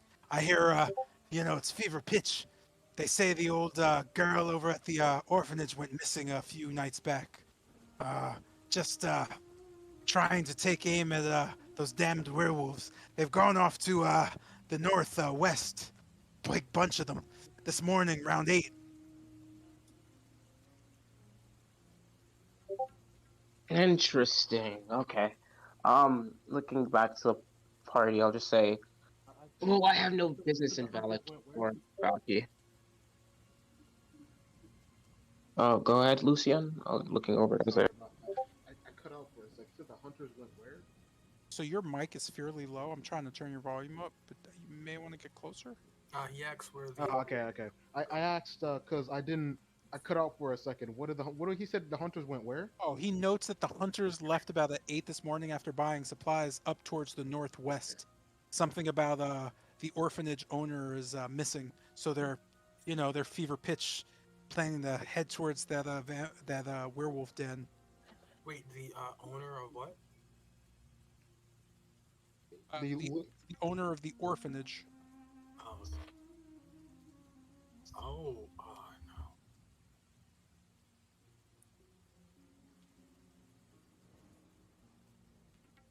With that, unless anybody has any questions, the party kind of gives their farewells and heads out towards the potion shop. Is that okay? Oh, what?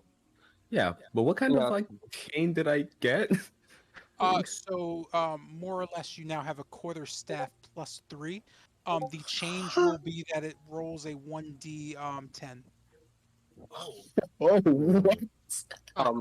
Kester, did you get it silvered though?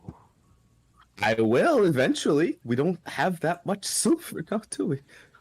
Looking over to Yerm, I'll just say, hey, you were right. You've been awfully quiet. Is that rapier bothering you? I'm thinking about something. Don't worry. That's right. I go back. I go back into the. It's still just haunt in there. Currently, yes. You see, I have a bit of a request here, and I take out the pieces of broke of Erm's rapier. Would you be able to put this back together and silver? You can see Haunt kind of looking it over. I could do that in a few hours, actually. The silver, though, he looks around. It's not exactly the most common material. Well, we do have a little bit to spare. And it'd only have to be the tip of the rapier. Oh, that I can do it. Hmm. This repair job doesn't look that bad. Pretty good craftsmanship. I'd say maybe 50 ravens. To silver it, I'll do that for free. I'm feeling a bit alive. You can hear kind of Kisp in the back going, "Yep, it's great." With that, give me a few seconds. I'm going to use the bathroom. I guess I should get mine silvered while we're here. we have like 3 silver rods. It's like it would only take a bit because you don't have to like silver the tip reasonably. Yeah. You are right. Completely You are honest though. correct. Han is becoming my favorite character because of all the for dick real? talk. Like that's funny as shit. You literally bangs. He's fucking bangs. Like this dude right here. We need to get him over man, the man fucking amongst creds. men. Yeah, God amongst men, dude. Like he's So fucking you tell me great. that he's better than Zoblob, then Yes. how dare you? No. Fucking See, dare you, here's the bro. thing. Zoblob is a demigod. This man, he is the one true god. Zoblob came from him. I will sing his praises at the church till the day I keel over. That's the only god I worship. I kind of wonder what's gonna happen if I try to summon a familiar with this damn D4. Yo, you gonna blow up the bird? You gonna blow up the bird every time? I mean, if it consumes it, if it doesn't work and it consumes it, the worst that Well, I happens is got- that you have well, to I get got the like a- materials again. The way he described it, I got a crap ton of materials. I got like 3 Sure, different kinds of herbs, an entire brick of charcoal. It's like, yeah, I could probably just take bits of that. I would say at least 3 chances because I got 3 different kinds of herbs. So Hey, imagine this dude summoning Slender Man, bro. Almost a bro. hold up, yo, if I summon Speaking of him, a brick, How is that a Pretty familiar? familiar now? I don't know, man. I'm just saying, bro. Nah, dude, if that's a Like it- familiar, then I'm a god. Proceeds to get killed. Looking to how we plan on approaching the missing kids thing.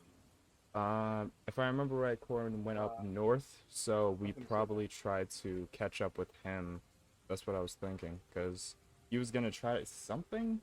I was hoping that it would work. Worst case scenario, we may get like fucked up. But oh well. yeah, that's I what. suggest that okay, so what's our first course of action? Originally we were going to head south. Right Because of the, now? Druid situation. Yeah, Oh, not right now. Oh, okay. Like after But- we get him his arms and all that. yeah, but I think we could. Now we have But I think we should probably help out with like the kid situation, seeing as they're so close, and then Corin's voice let out. As Corin's giving us a way to do it, I think it's probably like we should go over there, handle that, like see what we can do, and then return the kids, and then we'll have all the room in the world, I think, to go after the whole Mardukov thing. alright, I'm fine with north or south. Either location, things are happening, so Yeah, that was just my idea, though. Like, if anyone sees anything otherwise, like, go ahead. I gotta put my sister back. What happened? Get sister back. Oh, right. Yarma's missing sister. Wait, isn't what's the name? I kind of want to test it out. Hold on. Wow. I come we can't see both Kester's character sheet and That's card. still pretty nice. You said can't- what? but my guy We can't see Kester's character sheet. Like he's on. I see. I thought you unique design some of that. Never mind. Oh, you can't? No, Dog yeah. is Oh. secretly level 20. That's weird. I mean, if I don't mind you seeing my character No, sheet, no, but no. I don't know No. why you can't. For the course type, I thought it'd be unique. I thought I had unique design. That's why I thought. He said Oh. it was an alpha on it. That's why I thought it had unique design. No, he's because he thought it was a custom quarter staff, so we thought it was like its own custom thing that he actually put in the Yeah. game. So he was trying to like see it. I just customized it. I just want to see it. Like with the other sky.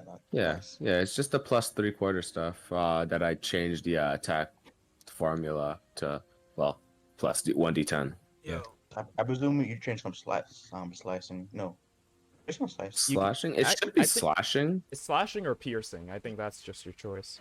Yeah, one of the Yeah, two. we But got- again, whatever. Like worst case, you can just click the blade in and go bludgeoning. Oh yeah, what's the versatile damage? I'm wondering. Yeah. Versatile D8 is from one hand, D8, two Yeah, hands. I know I know the mechanic. I just want to know the damage. oh, you changed it. it's This- versatile damage is always if I'm not mistaken. Depends if you just use two hands or one hand. It originally was 1d8. Oh. It's one damage die up from whatever the current one was. Well, one-handed is. To do that then 1d12. Oh, swell. Damn. Just in case Oh, that you just- wanted to do something Just to special. be specific about this, Uh-huh.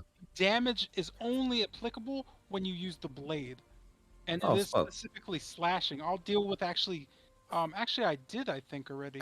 Give me a sec. I guess I'm just gonna use the blade. I actually feel like I made this item for you. I might actually be wrong. Give me 1 sec. You might actually hate me in a second. You're not. Oh. I'm just gonna go with whatever I told you, but specifically, I think I did make the weapon. Did I make it? Did I make it? I remember there being a vicious one, but that's it. I don't remember seeing one. I did not But make vicious it. Yeah, ones, that was critical. And yeah, you're fine then. So we'll go with that, and I'll deal with that. So I'm back. Real quick, just unless anybody has a complaint, we're gonna continue on towards the potion shop. Yeah. Yep.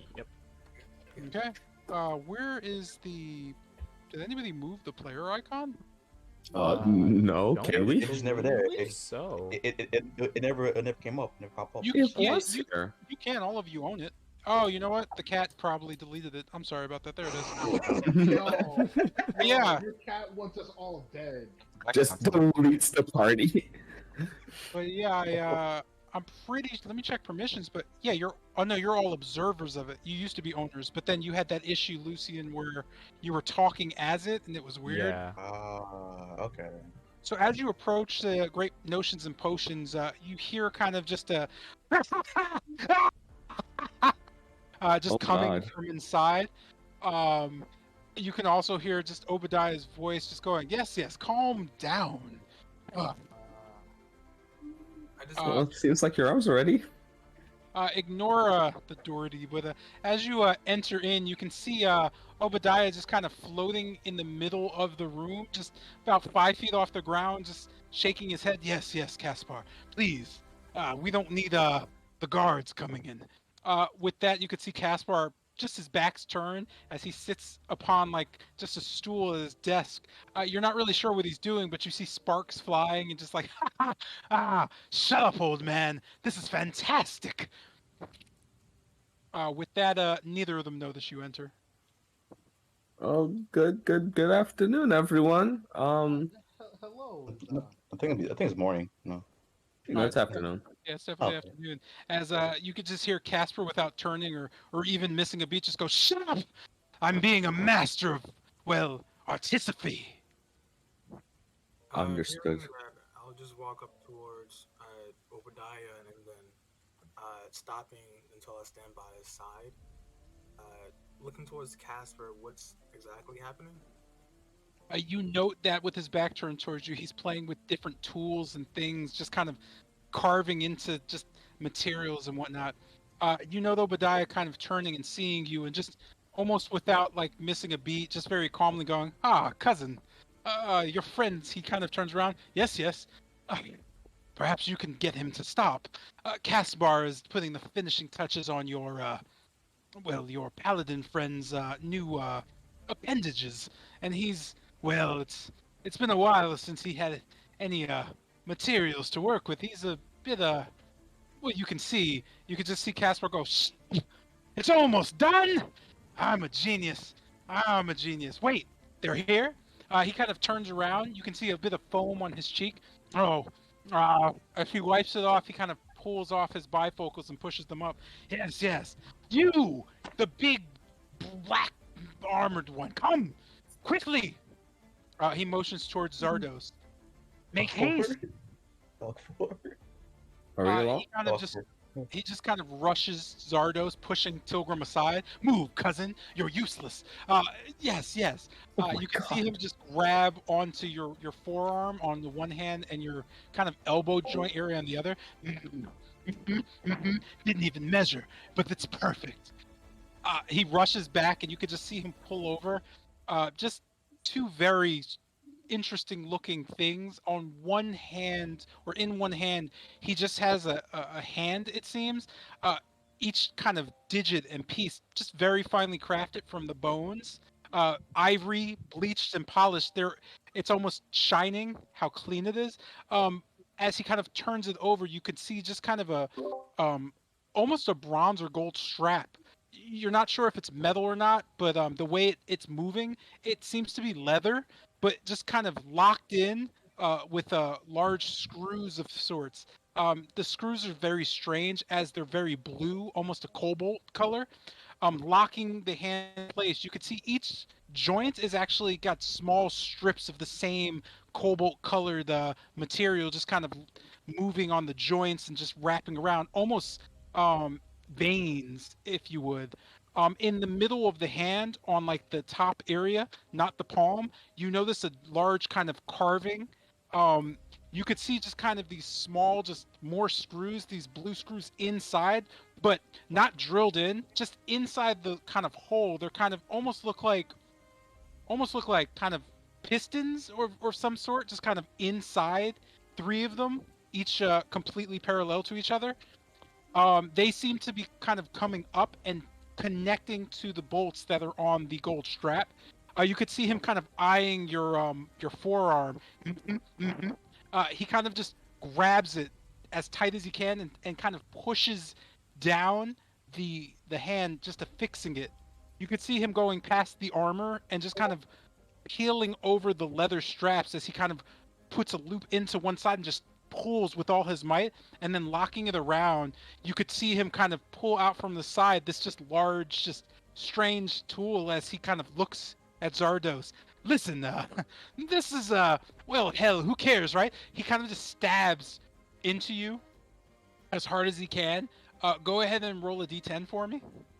Oh guy, you see Zara Winston in pain. He's While got this is full going on, Frankenstein. I guess talking calmly to Obadiah. Nothing's happening. Bro, Uh, was that? Oh god. So as he's stabbing in, he just twists as hard as he can. You feel just an immense amount of heat hit your forearm. With the twist, you can feel electricity literally permeating from your arm all the way up to your brain. You can feel just this massive pain in your head. You take 10 damage. And just come all the way back down. But as it's coming down, you can feel the permeation going through the hand, and immediately you just kind of start shaking as you start moving the fingertips, and everything just seems almost perfectly natural. You could see him kind of shaking, almost staring down. Yes, yes, that's. Oh yeah. Okay. The other arm. Come, come. This is gonna be great. He just kind You're of seems to be murdering. seething. You note the longer arm fixed from the elbow joint all the way through the wrist and then the hands are exactly the same at the wrist to the hand. There's no difference in it. But for some reason, the forearm has been hollowed out completely and has been replaced by what you can see are two cobalt just strips stopping at about 5 inches and then being coiled onto these long cobalt like lines that at the area that just meets the elbow has a massive just rotary line that is literally keeping these things kind of coiled. You're not exactly sure what it is, but you can see him kind of just foaming a bit. My best creation. He slams this into your elbow joint, locking the same leather strips down. He kind of just looks at you. You're going to want to hold your breath a bit for this one as he stabs at your arm. Go ahead and roll a d10 again. Yeesh. He's gone full mad scientist. Holy shit. How the fuck am I damage? As he kind of locks in, you can feel the cobalt strip hitting. Um, he slams his arm, or he slams another one into you behind. You don't notice this one because the pain that's driving the first one is just permeating your entire arm. Again, it goes up through your neck to your head. You can almost feel this immense electrical force pushing through you. As you note, the arm just starts to sway and move. You can move the hands completely naturally. He just kind of nods. Okay. You can see Obadiah just kind of helping Tilgrim back to center and just kind of shaking his head slowly. Oh, he's been at this all night. Ever since we came back, actually. I'm quite surprised. It's his best work. He kind of shakes. Exactly. This is my best work. Everything is perfect. Oh, it's been years since I've worked with actual owlbear bone. You can't get him. Anyway, I'll keep the long story short. Um, The well, the hand, uh, it's a hand. The bone, though, nearly indestructible. It won't do much for you, but well, it's pretty nice. The electricity you're feeling, I hope. The I wouldn't call it magic, but it's what we do. That'll help out a little bit. You should feel a little lighter than, well, natural. They should actually feel a little better. Uh, if you hold something in the hands, there's a bit of a, I wouldn't call it magic, science that runs through it. Notably enough, you have a +1 applied to anything you're holding. When items do not get any ability to have a +1, they also have tendencies to do things that your regular hands could not cause them to do. I cannot explain that to you. I could just tell you that you can trial and error things with your hands. He looks kind of to the other arm, noting the coiling and rotary materials and the strips that are going through the forearm.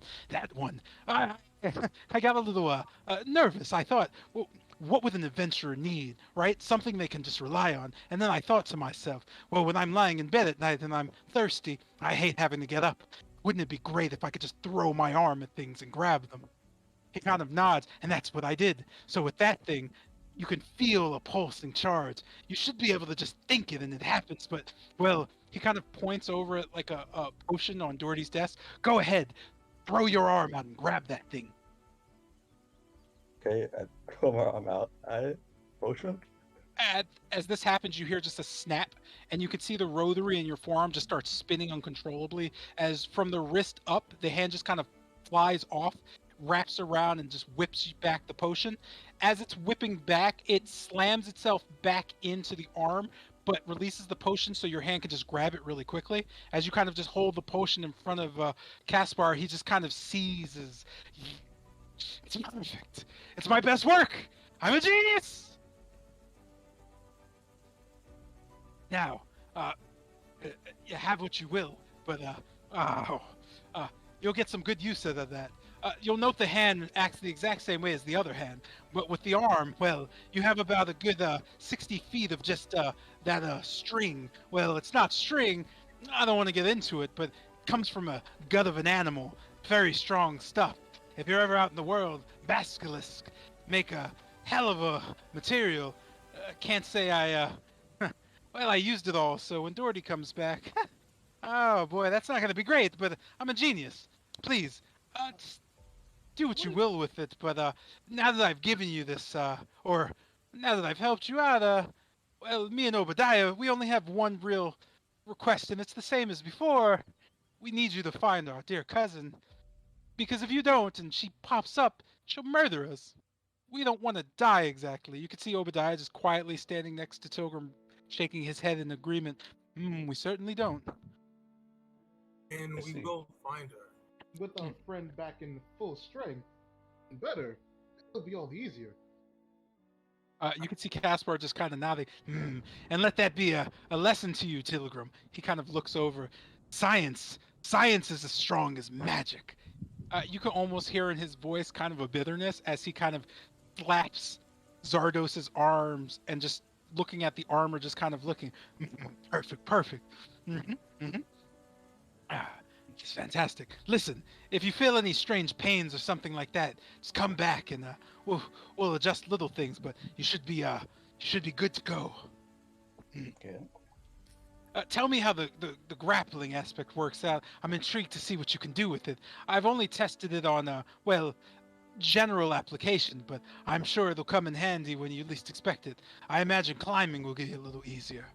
With that, Zardos no longer requires climbing tools to climb proficiently. Oh, that's neat. Casper, you also mentioned about something about gems. Have you? He kind of looks over to you. Gems. Did I forget something? Wait. He No, runs back to his table and starts looking through a bunch of notes. Gems. Gems.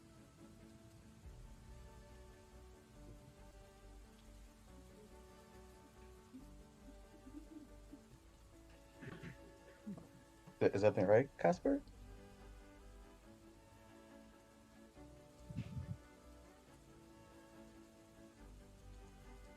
You gone?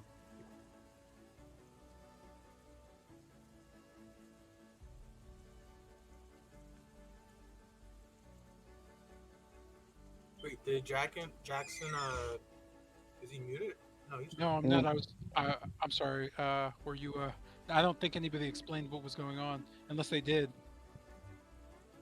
Casper best went off to look at his notes. Oh yeah, that was your time to explain. Oh, basically, yeah, previously when he asked the Alba, he said you need bones, some gems, and quite some materials that he has on his own. So I just thought about the gem parts because I was previously looking for that in the what you call it, tower. But yeah, that's why I asked if he still requires them or not. Kind of looking them over and just kind of checking his notes, he stops and goes, oh, that. Well, wouldn't be bad. I have some ideas. Well, please get explain.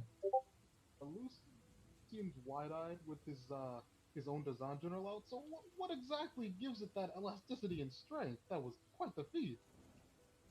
He kind of just turns, looking through more notes about the gems and whatnot. Elementary, my dear, but to be very specific, the basilisks, well, they pretty much live within themselves. Well, most creatures have venom sacs. The basilisks don't. Everything inside them is poisonous. High bacteria can kill you with just a breath. Uh, if you can manage to kill one, open it up. The interior, the materials, the organs and whatnot, stripped down to being some of the most resilient things in this world. Well, at least Barovia, for my guess. Uh, there's not much that could destroy it, and the elasticity is insane. You could get to 60 feet out of at least 10. Ooh.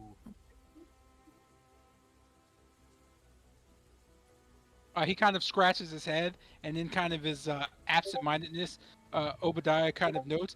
And what he's forgetting to tell you is that in order to kill a basilisk, well, the last one we got here, it took about 30 of the hunters, and well, only about 5 of them came back with it.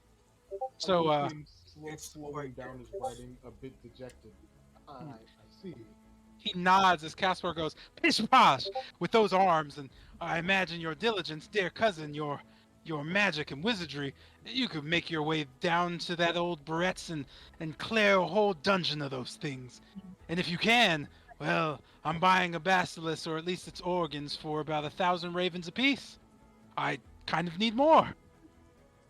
And hearing that, I kind of say, you can expect to maybe see something like that in the future. And you could see Caspar gleefully nod. Yes, yes. Thank you, cousin. Of course. With this, anybody have any other questions or anything of the sort? Still, I have a question for Obadiah. Yeah, same here. Okay, go ahead. Okay. Obadiah. Remember what we were talking about back in the forest? Curse. If have you been looking into that in the past day or so? You could just see him kind of nod. Oh, Eh? What did you ask? I thought you said you've been looking into it. Oh, I've asked if he looked into it within the Sorry, day I thought, that I. yeah, I thought he said you were. He kind of shrugs and looks up towards his bookcase. Lots of research on lots of research on the books. Nothing concrete. It seems your best bet is the Vistani. They seem to be all about that well that hoodoo and whatnot, cursing people and taking away the vitality of the earth that way. The Ah, old women of their tribe know great deals, and I imagine the old men too. okay. I'll head down and check it out. I oh, Go ahead. I wanted to ask, how much would a phase spider's venom sac be worth? Or at least the carcass as a whole? He kind of looks and says, "Hmm, the basilisk scales. Oh, those things. Well, we could do a lot with them. We'll pay a fairly good deal for those, about 500 ravens each. A little harder to come by, since trying to ply those things off of the creature is near impossible. The guts, however, well, you could stick your hand in and lose it, but well, your friend here, pointing towards Zardos, he can't. So, eh, I imagine it'd be way easier to just pull out some stomach lining or something of that sort. That will pay big money for. To be honest, the hunters had a hell of a time trying to carve that thing up. Took 'em months. As he's saying that, I'm just gonna like pull out, I guess, the head of the phase spider out of the bag and just kind of look up. The basilisk. Sorry, Lucine's coming in super low. What was that? So what Bennett asked about was the face spider.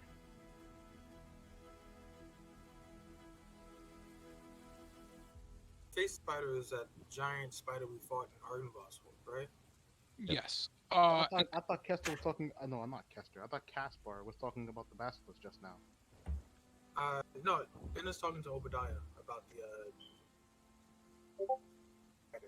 spiders. I just got confused. Looking towards the bag, Obadiah just kind of gestures. Oh, face spiders. Pretty good for brewing. If you find or use their venom sac, you'll find that it makes a strange, well, I wouldn't call it a poison, more of a concoction. I don't know the details. Doherty's the one you want to speak to about that, and sadly, he just kind of looks around. But invisibility potions and things of that nature, resistances to invisibility, uh, usually can be made into things of that nature. The body, or at least the fangs, can be made into, well, brewed into more of a poison. And well, that depends on what you brew it with. Again, Doherty would have to tell you. I can go through the books and let you know exactly which potions would work and poisons would work, but she's the only one with any experience in the brew aspects.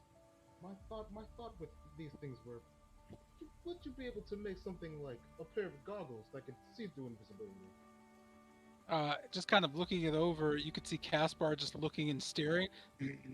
Never thought of it that way. Huh. Hey, Obadiah.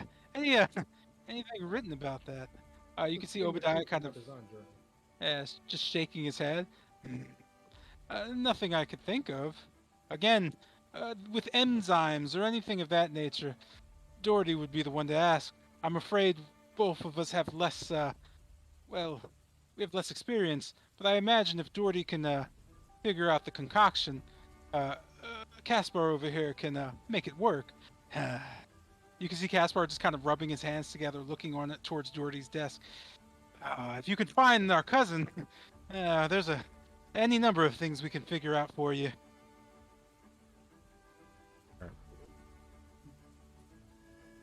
We'll surely bring her back safely. I wanted to ask if it'd be okay if I left this here with you guys.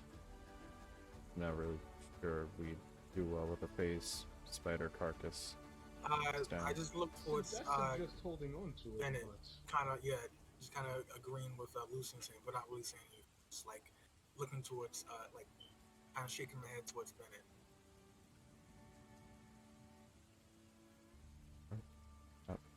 As Bennett just kind of pushes its head back into the bag.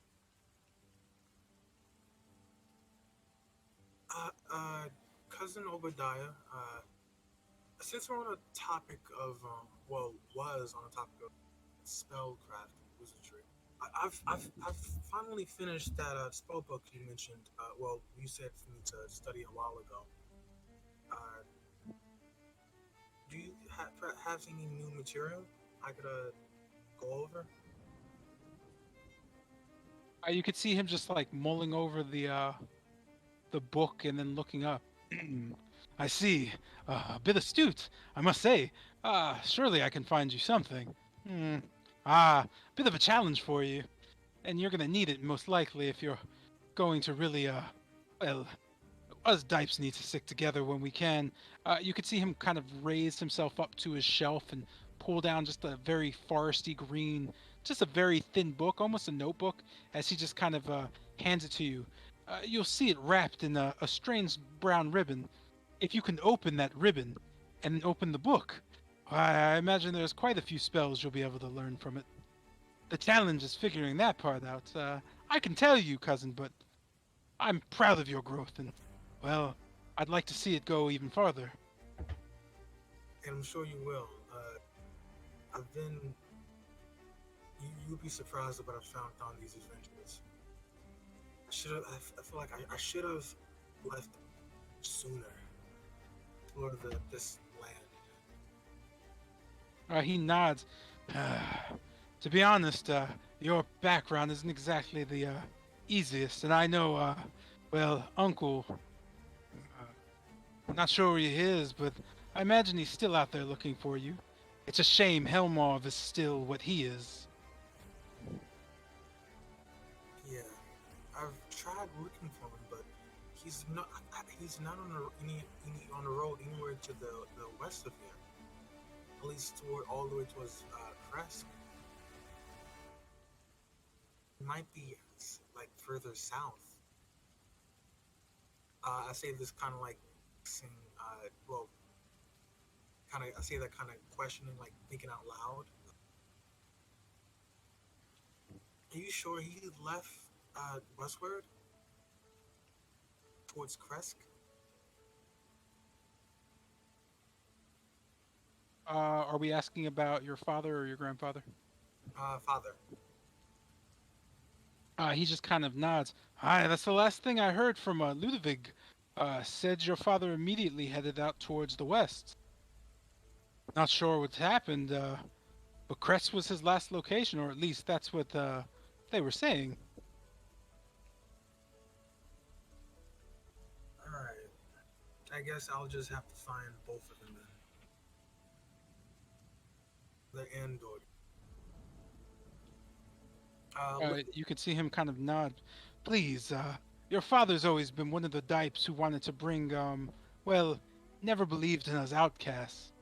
I'm sure the things that you've heard about him are wrong. I just, well, perhaps you would need to find him to bring some reassurance. Oh, I plan to. I have some questions to ask my own. Well, I believe that was all. I say, kind of looking back towards everyone else group, to kind of gauge if they have any other questions they want to ask.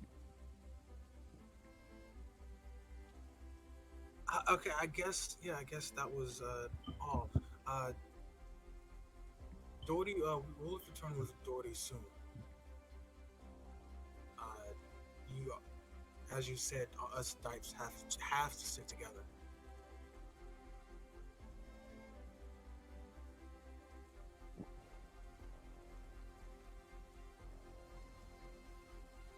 You can see them both kind of nod their heads, kind of looking around. With that, unless anyone complains, the party kind of takes their leave.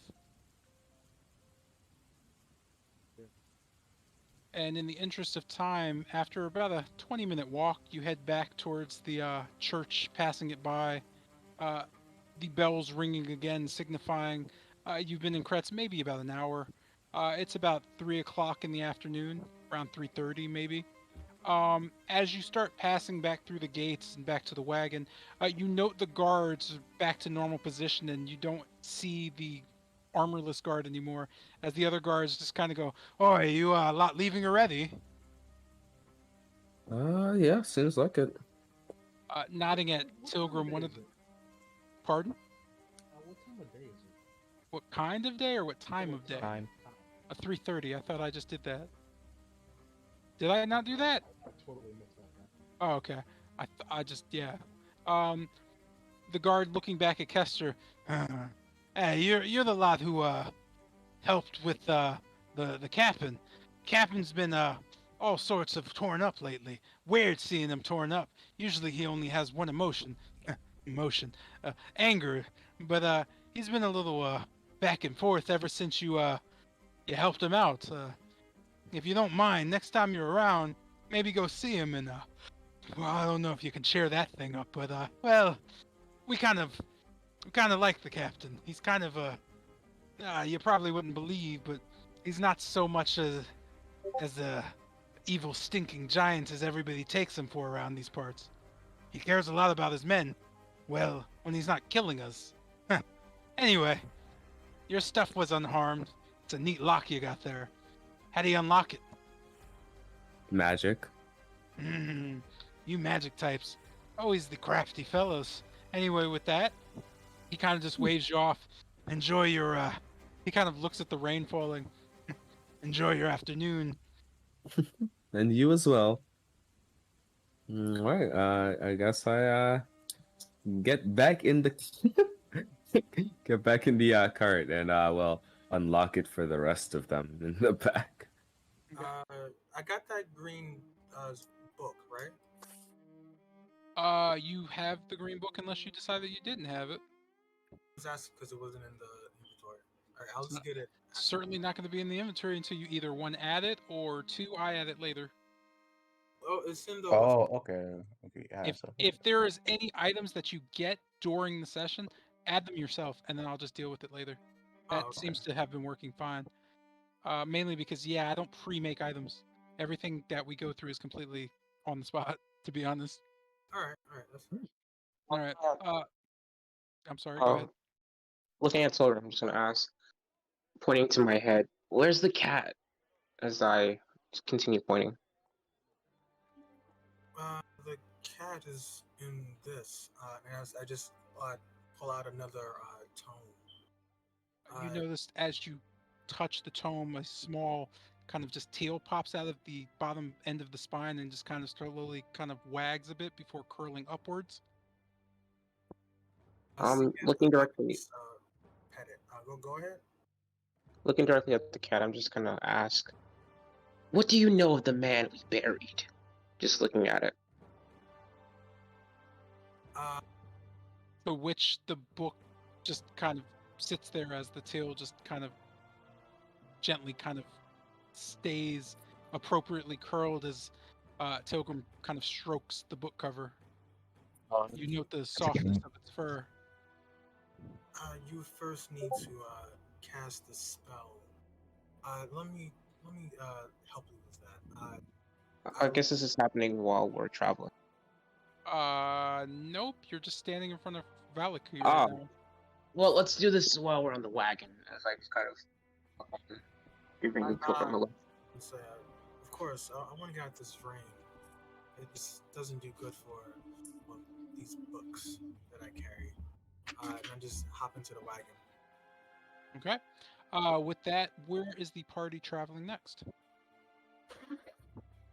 The Megos Tower Zone, or Oh. go to the Oh, the north. Yeah, it's Okay, more never mind. forward. Well, shouldn't we first stop by Kretz? Yeah. Okay. So to Stop Kretz. by Kretz, and we'll head to the northeast in the morning. West. So as you come back towards, or at least you leave Valakai about a hour out, you pass the Lunar River Bridge towards the Luna Crossroads. At the crossroads, do you just want to go the same way you went? Do you want to go north towards the dirt road path? It's up to you. Same way we. Yeah. You guys are no Actually, fun. Actually, wait. Before we leave the crossroads, looking to the north where we saw the red dragon last, do I see like any signs of it being there? Like any smoke, any trees that seem bent? Based on the density of these foliage woods, there's no way of seeing it. The only thing that you get any indication of is there is just billowing black smoke coming from the north. But that is the only indicator of anything of dragons. Okay. Yeah, so it's fairly hard to see anything through the forest. Got it. Even on that small path, it's just covered in trees and whatnot. as you head back to the south, you note something strange. Just roughly back around here. You note the wagon you saw earlier by the side of the road, kind of disheveled and kind of turned to its side. Its barrel's cracked and just kind of laying on the side. Oh As you shit. get past, you note that a familiar old man kind of runs out of a nearby clearing, and he just throws his hands up. Please wait! He's Whoa. directly in front of you. Oh, You stop. you stop, okay. You could see the old man just, oh, thank you, thank you. There hasn't been anyone on the road. Please, you could see his wife kind of slowly coming out of a nearby bush, almost looking like she's hiding. You can see her visibly shaking, and there's blood just covering from her right shoulder down to her arm. You note the arm limp at her side and just trickling drops of blood just falling off of it. In the rain, just kind of disheveled. You can see the old man also kind of has slashes towards his throat as he just shakes in front of you. Please, friends, my boy, my daughter, they were dragged off into the forest. Can you help us? You seem able. What dragged them off? I say kind of panicked at what I'm seeing. He just kind of. Quickly. Pardon? Oh, my bad. Okay. He just shakes. It was too. It came too fast. Just black blurs, massive things, growling and spitting. They dragged them off as if to eat them of some sort. I don't know. Uh, he just kind of shakes. I don't know. We've just been searching and. Okay, cool. They just go on and just we've been searching. Nothing. Please help us. Direction. Straight north, correct? Taking out my I say a mute. Taking out the flask, walking over to the lady. I'm just gonna say, "Here, take a drink of this. It'll help you feel better." As I'm looking over to Mel, the flask with the Saint Macrobian holy water. Looking over to Mel, I'll just say, "We'll be right on it." As I look to the party, any objections? Headed straight. Oh. They headed straight north, correct? To the best of your ability, just to go in order, the old woman kind of just shakes. She doesn't look to take the flask at all. You can see the old man just, please. I understand you're trying to help my wife. She's petrified. Please, no worries about us. They headed into the forest north. Yes. We don't know how Hearing much time this, we'll have. We should move now. of course. Yes, indeed. But before we leave, I'm saying that I quickly take out the tome of familiar and well, summon it basically, and as it appears in a puff of smoke and mostly stardust, I looked right. It's okay. It's summoned, right? Let's make sure I didn't do anything wrong. Yeah, so you can see as the book kind of slowly opens, the fur kind of inverts into the pages, and just the cat just kind of comes out of nothingness, just floating in the air. You could just hear meow, meow, meow. It kind of looks around and sees the rain or feels the rain, and it just hisses and immediately goes underneath towards Tilgrim's cloak and just hides underneath it. You could just see its small little head just sticking out, looking around.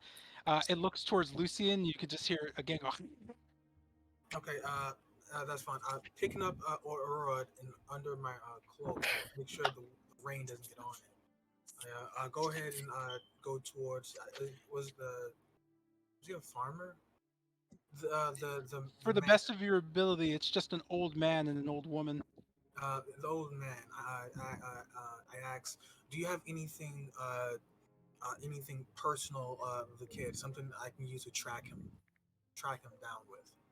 He just kind of goes. A brush, He just cloak, immediately jacket, kind of from toy. his side pulls out just a torn piece of cloth covered in blood, and he says, "Please, I held him for one time, and please." You note that he's kind of shaking, holding the cloth that's just covered in blood. I don't know if it's his or not. Taking the cloth, I say, we'll find him, and I head back to the wagon with the cat following me, and as I motion the others to get in as well. We're taking the cart through the forest. Well, no, I have to get some. Okay. Look, just follow me, okay? I guess as a crowd around me, I brandish the bloody cloth towards the cat. I just want to make sure that the old man and the mother can't see us. Just with a back's turn, I tell Aurora, okay, listen, Aurora, we're in a dire situation here. I need you to help me find a little kid, okay? Could you see if you can sniff out their scent? If you do so, you'll be given a big fish. You can see him just kind of look up at you and then look back down. Go ahead and roll a d4.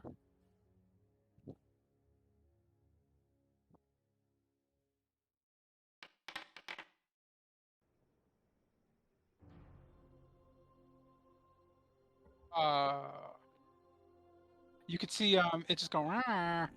As it kind of peeks up, it starts to kind of sniff at the cloth, and then it kind of just shakes its head. Looking up at the rain, it goes back underneath your cloak and just shakes its head at you. Looking at Silverum, I'll just kind of say, "Oh, so the cat's not help." While I was talking to the two people, did I notice any hint of, doubtful nature, or did I sense any lies coming from them? You go ahead and roll. What would that be? Insight. Okay, and you did mention, or when I saw them, the man had a scratch near his throat. Yeah, it's just kind of just a not a graze so much as a pretty deep scratch, but not at his throat, more just like around his collarbone. Okay, insight check coming in, and that is a. I can't even see that. 18. Okay, so with that, you don't note any deception from them. They're far too afraid to seemingly be making it up. Both of them are, well, the wife is very much petrified and not speaking. The husband is just frantic. Well, yeah, let's go. Looking down cursing at the ground and towards me. Are there any footsteps? Oh, my bad. You notice just a tizzy of just mud and just dirt and just scraps coming up as the rain started to come down harder. You do note that to the north there seems to be kind of a trail going off the road directly kind of north into just something. You could see trees kind of scraped on the side and just a trail of blood. You note very quickly that there's a general direction in which at least they started to go from the cart. Okay. Noting this, I'll just kind of say, if we're taking the cart, huddle around me. If not, still huddle around me. We're gonna do this quietly, and we're gonna do this swiftly. Of course, we need to hurry. And I'll say to the party, does everybody huddle around me as I ask? Yeah. I guess we're heading towards. Yeah, are you taking the cart though? Yeah. Okay, cool. And Are we? Which way are we going? Are we going along the path or through the forest? we're going to the path that leads to the blood, as I point towards the north. Which But is the path, Sure. is it big enough for the cart? It is not. No, you're going directly into the forest. The trees are far too tight for you to pull the cart in. Oh, also, the horse does not want to go in any way, shape, or form towards the darkness of the forest. okay. I lock the back. And ooh, how do I? And I guess I tie the horse to a tree. I'll just use the brush and things of that nature to hide the horse. Cool. With everybody huddling around me, I place my hand on the ground as a veil of shadows kind of erupt from the ground itself, as the rainfall kind of slows down for a minute. I cast Pass Without Trace, as I just motion everybody to follow along. Run, Okay. run. Let me see. I guess we just tell the old man and Wesley to head towards civilization, whichever is closer. The old man immediately just says, "No, I just, I must see my children again, please." The wife just kind of just stands there shaking as he kind of grabs her with his arms and tosses just a cloak over her side. "Please, I'll do anything." All right, then stay near the cart. We'll be back. As you kind of enter into the density or the denseness of the forest, you can see them kind of slowly just kind of make their way back to the cart, albeit you note that they they just don't seem to have the energy to do so. They kind of just stand at the entrance as the old man like just kind of holds his wife.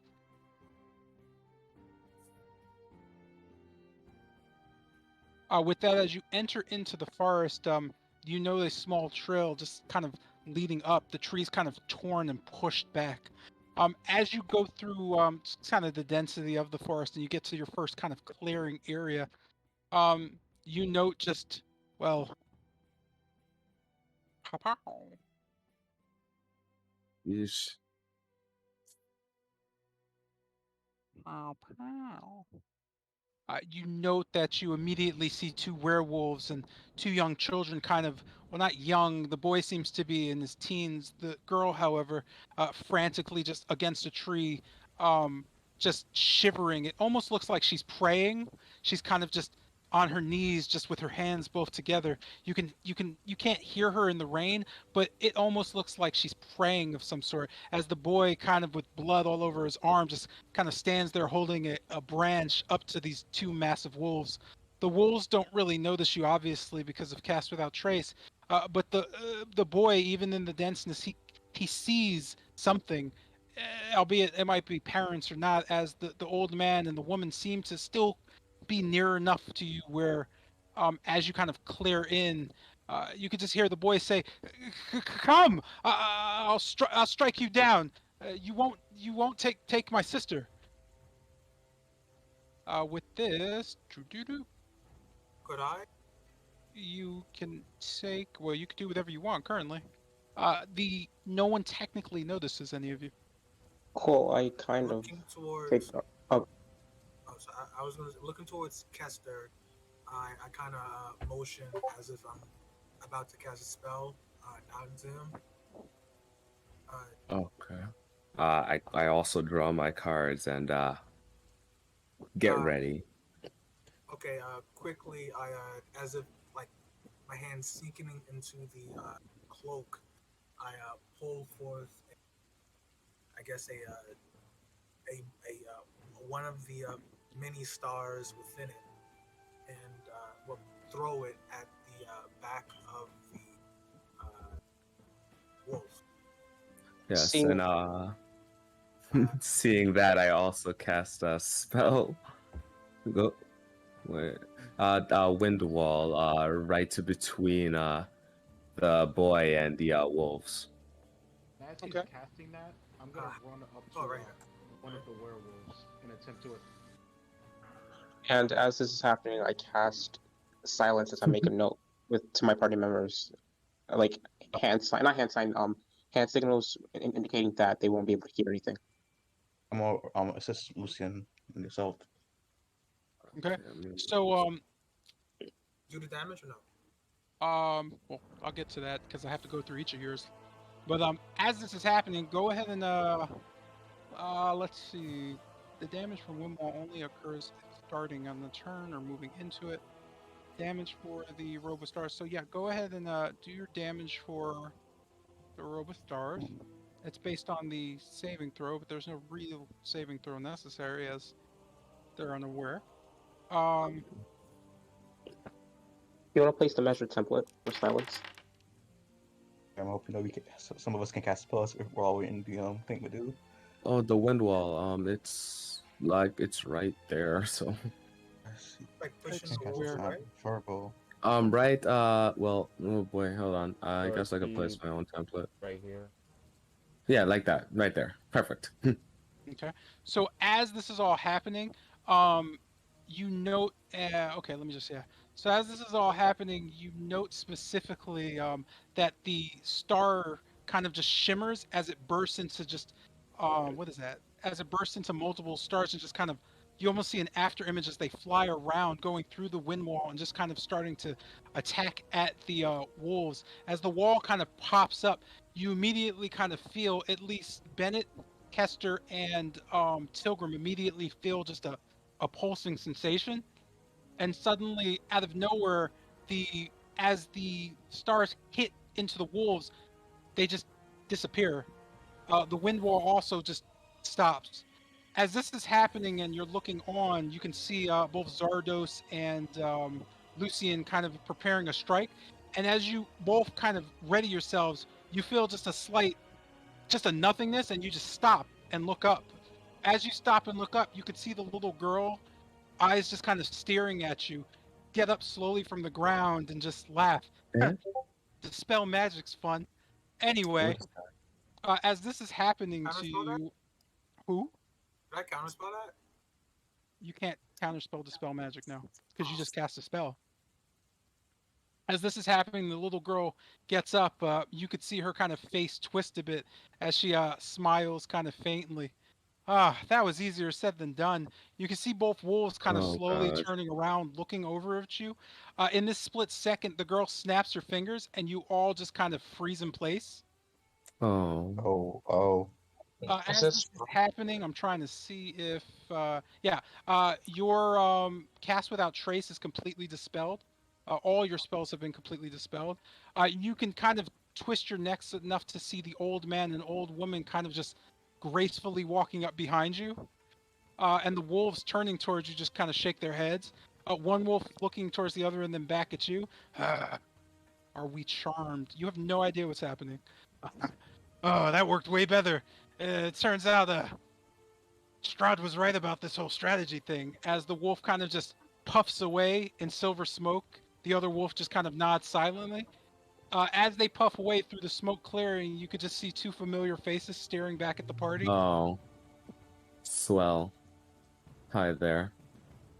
You could see the small tiefling, pink in color and flush with tone, kind of just nods.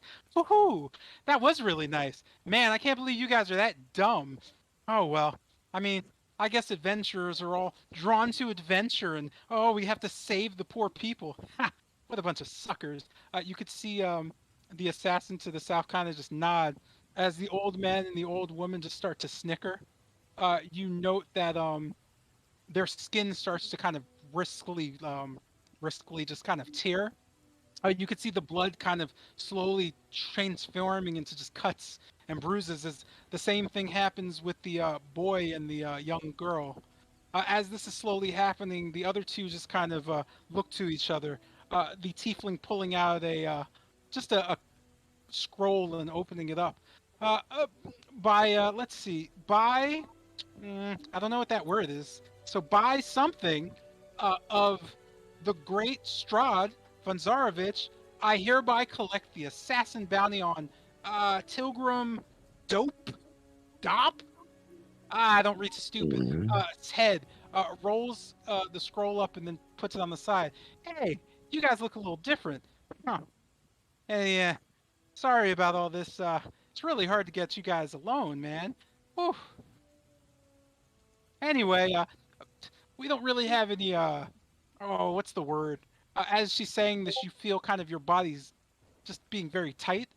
You notice the girl as her skin is getting kind of ripped away and her flesh releases.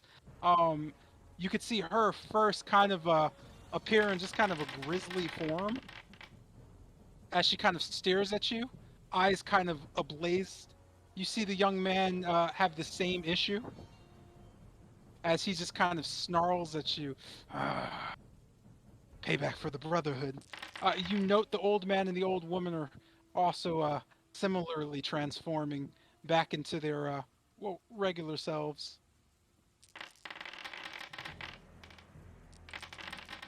Oh, swell. As this happens, you could see the girl who, well, is still fairly young, kind of open her palm and just kind of blow a strange black dust into the air as your body kind of just comes back. You have full movement at this point, but you can almost feel just kind of a jitteriness of some sort. As this is happening, the girl also, in her other hand, crushes something and just kind of touches the vampire in front of her. She whispers something in the back of his ear as he just kind of grins.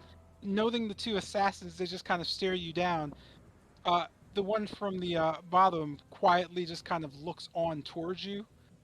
She kind of shakes her head. You could see her just seemingly just thinking, albeit you can't see anything from her nose or above.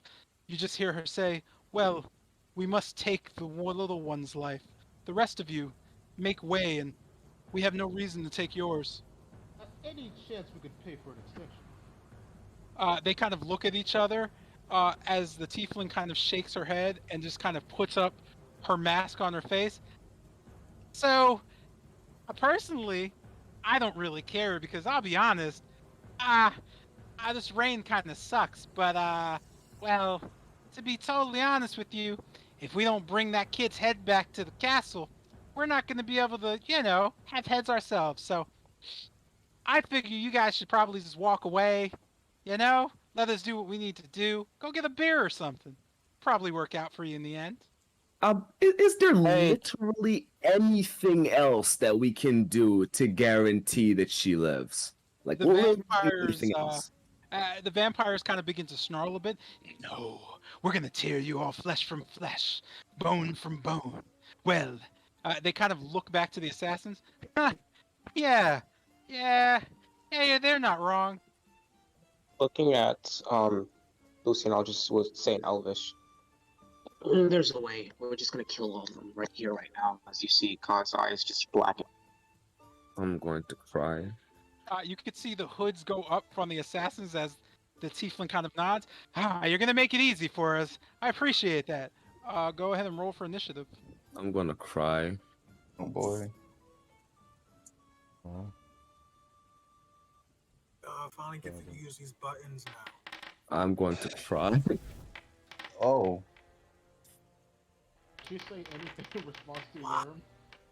I don't know. What did Yerm say? I'm sorry. You might talking us over dinner. I'm sorry. You might talking us over maybe dinner. Hey, tiefling chick, mind taking this over? Oh yeah, she That's kind of nothing. just stares. And you can see both the assassins just fade into nothing. Go for a shot. Oh. Go for a shot, nigga. Oh man. Okay. I think I have an idea. Do you Surround know? Pilgrim. They're after her. Swell. I sure do love ideas. Still looking at Lucian, I'm just gonna say in Elvish again. That girl seems to be a wizard. Protect Tilgrim. I'm going to go assassinate her. I kind of just. How can I? Zardos, so Jesus. whispering over to Zardos. I'll do what I can to protect Tilgrim. You may need to take out one of those things. As I just gesture over to the vampires there. With that, let's see. We start at Lucian's turn. You don't make any heads or tails through the rain of what happened to the assassins as they seemingly vanished in front of your eyes. Oh.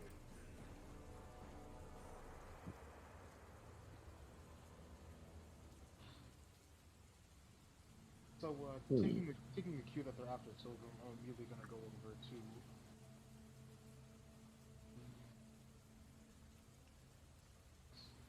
Just cover Tilgrim's side here. I'll go and slash at the vampire spawn that used to be the old lady. All right.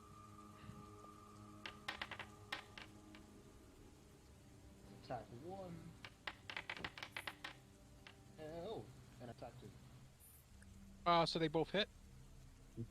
That's a 1. That's a 2. Okay.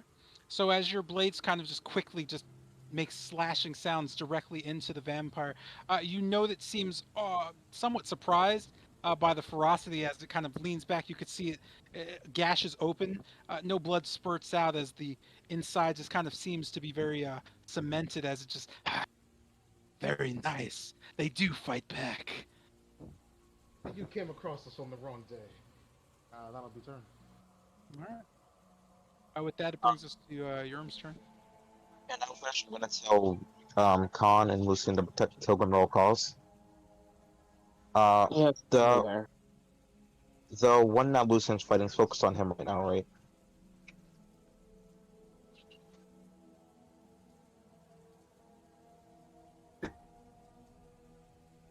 Hello? Oh, sorry, I didn't know I muted myself. So it doesn't. It's not fully focused on him per se. Nothing is fully focused on anyone. They're just kind of just kind of perceiving what's happening around them. I'm gonna try and sneak attack the one that Lucian's currently fighting from behind. Shoot. Yeah, just enough. So I'm gonna go over here and attack him behind. Okay. As you kind of just slide your way through, he seems very interested in Lucian. Go ahead and do your thing.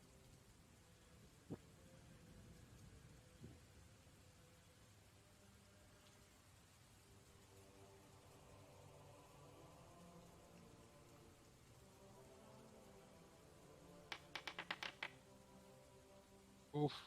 Wait. Is she not advantage? No. No. Oh, he does have advantage. It's just Yeah. Oh, We took a nat one off the list for today. I mean, we rolled two nat 20s, man. For future ease of use, you don't have to re-click it. You could just click the attack again. So as you kind of slash your blade, just kind of like it just maneuvers past your blade. You could just kind of see him turn towards you. I didn't even see you. What a fool! As it kind of just looks back at Lucy and in between your arm, you'll both be dead fairly soon. As he's saying, I'm gonna try and yeah, as he's saying, I'm gonna try and just like aim at his neck almost, slicing out my sword.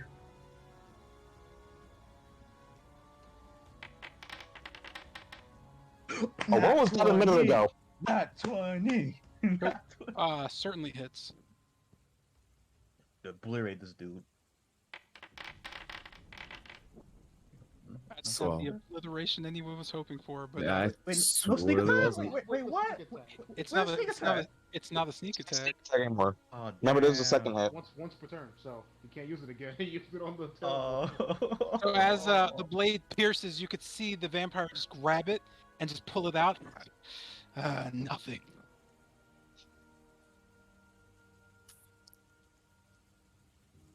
Where exactly do you want this girl so badly? What are you, a pedophile? The vampire just kind of doesn't know how to respond. It just looks. What? Did I stutter? A creep, a weirdo, a pedophile, a child molester. Why do you want her so badly? He just kind of shakes his head. I just want to kill. I don't know anything about the girl. Got it, so you're one of those people. Okay. Yeah, I'm just gonna pass turn there. With that, it brings us to our boy. So as the vampire next to the female vampire just kind of jumps towards Zardos, you could just see him just immediately come down on you with claws. Oh boy. Oh, thank God. Oh, thank God. Oh, nat 20s. As it kind of sees its claws just kind of get knocked to the side, it rips its teeth around you as hard as it can and just kind of shreds as best it can to you. With this, you just immediately feel kind of a sinking feeling as you almost feel just a dizziness. You could see the creature kind of look up at you and smile. Did that feel good? No, it has not. He kind of laughs. Let's try again as he again attacks you. Oh boy. Oh, he missed. Oh, he missed. Thank God, not 20 AC. Thank you, AC. Thank God. Another charge of the bite comes down on you. What? Oh, shit. Fuck. As you immediately just kind of feel just a bloody mark just strip across your throat. Your armor exposed. There's just blood kind of slowly pooling into the top of your breastplate as it kind of just sits there. Oh, this is fantastic. I've never felt this quick. With that, this brings us to Khan's turn. That being said, you see Khan's silver short sword or jagged, whatever, kind of enveloped in shadows. Wait, am I? Yeah, I'm audio. Okay. As I just head, gonna just head right here towards. Excuse me. And I'll look over you and kind of say, "Cover the line." And oh, you should cover Tilgrim. Yes, I'm sure. As I just attack this vampire right here, blade and hilt, I just say "thing" as the shadows kind of disperse with one slash. Uh, What did you say to me? I didn't catch what you oh, oh, hold on. I said, be sure to cover the line regarding to Tilgrim's position. said. Right. Yeah, hold on, Foundry. Oh, wow. I got kicked out of Foundry. That is Yeah, weird. it's good. What are you doing? Hold on, I'm logging right now. I was gonna make a weapon attack with this silver short sword. I'm logging back right now. Okay.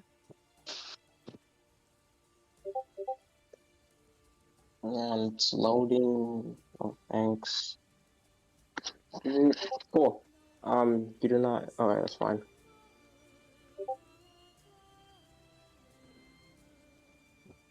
And hold on. My bad. Oh, this sucks. As two silver short sword attacks go in quick succession.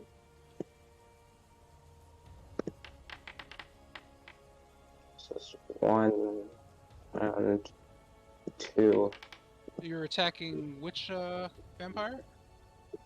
The one behind or the one facing Tilgrim on my, I think it's left side. Okay. So, this So one, that's, hold on. This one. do you mean this one? No, I mean this One that one. me and Jerem's been Yeah, fighting. one, Say that. yeah, one that they're facing. Like I'm super confused. Okay, so you're fighting that one. That's fine. And your attacks were okay. So they both hit. Go ahead. Cool. As you kind of see Khan's blade sings in the air, swinging. He also, in the midst of it, lands a fatal kick at the side of the vampire's neck. I'll roll for that as well.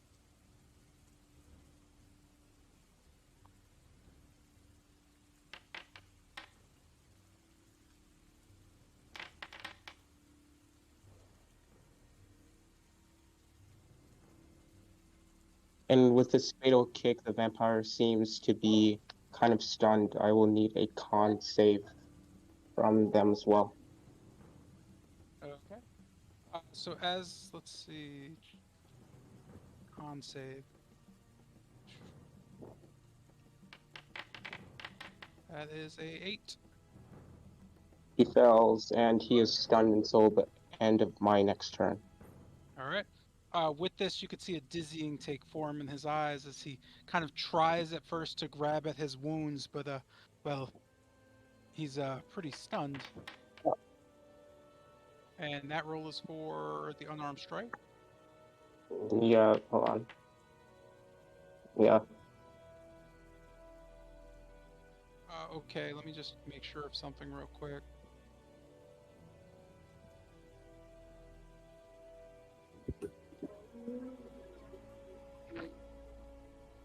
Sorry, I'm confused. I need to check something. I'm sorry, what? I just need to check something. I'm confused about something. Yeah, that's fine.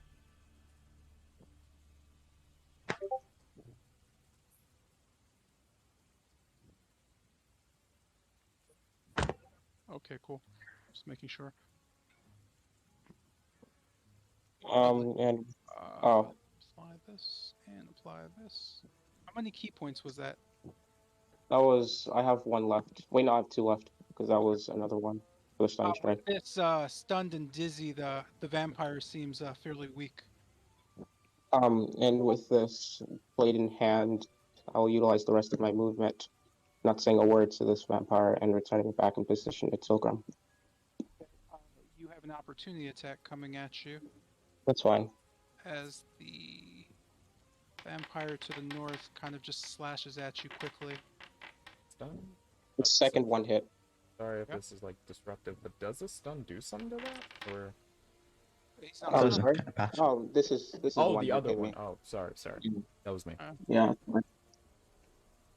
With that, as you kind of get out of the way, you take a bit of damage. Nothing that really slows you down, as it just kind of cries out, "Brother, awaken from that stupor." In response, I'll just say, "I'll deal with you later," as the shadows start to envelop my.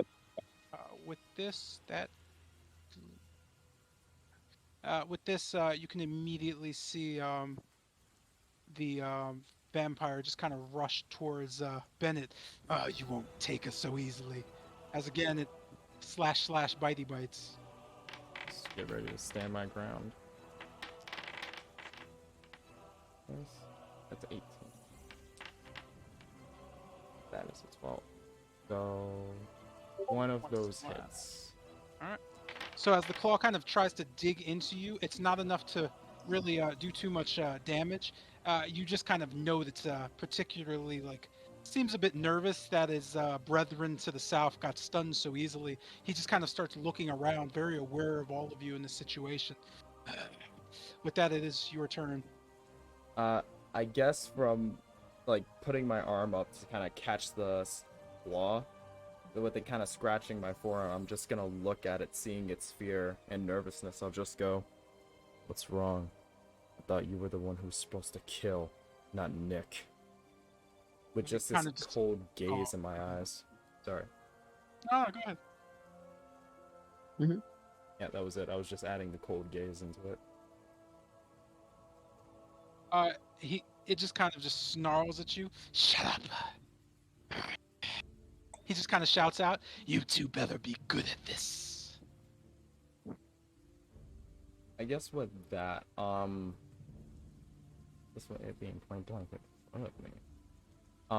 Behind my back, kind of having one arm up where the claw raked, and having my right arm up where the claw, I guess, connected, and my left arm behind me, a disc is going to form, and I'll suddenly shift my left arm in front of me towards the vampire's stomach as the disc multiply into 3. But as it looks like it's building up heat and getting ready to fire, looking like it's going to cast Scorching Ray, suddenly the magic in each disc starts to spark and just kind of resonate. This faint electricity going from disc to disc, as instead of 3, it multiplies into 6. And all the discs kind of compress on themselves and form into balls of fire almost.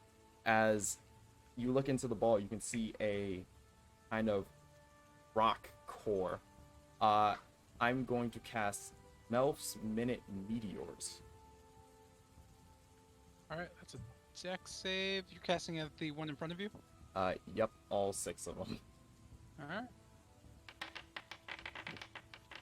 And that is a 15. It just manages to kind of just...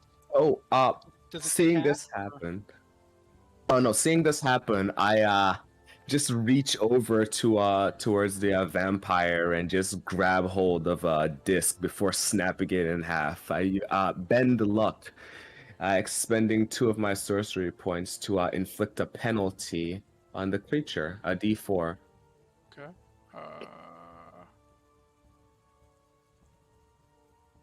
D4. Mm-hmm. So 2 then minus that? Okay, so that is a success. With this, you could see the creature kind of confused for a second, snap back as these kind of just heated rocks just kind of form around it and just slam into it. Go ahead and roll damage. This 6. Destroy 1. I'll just roll almost the same time though.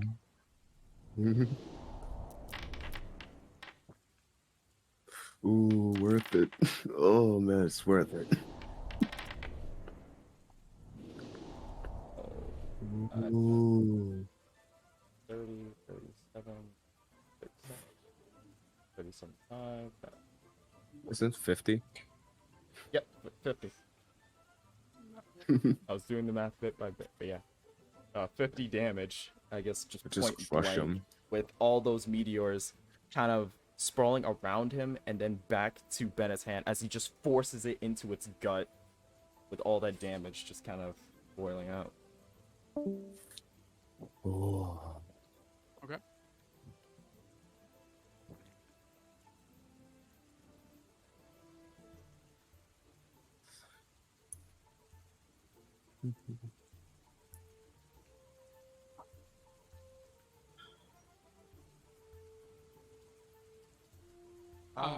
Few issues reading over your spell for a second.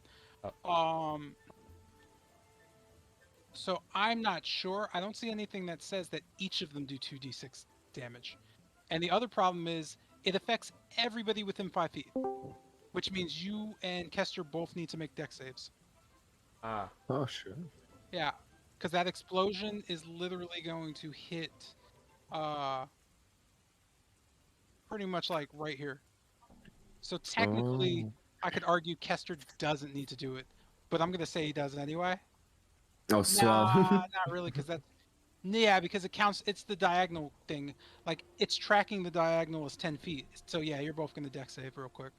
Right. Oh, swell. Anyways, yeah, I mean, And hold I on. still kind of need clarification on the whole each one does 2d6 damage, because it doesn't say anything about each one. It just says on a success, the target takes 2d6 damage.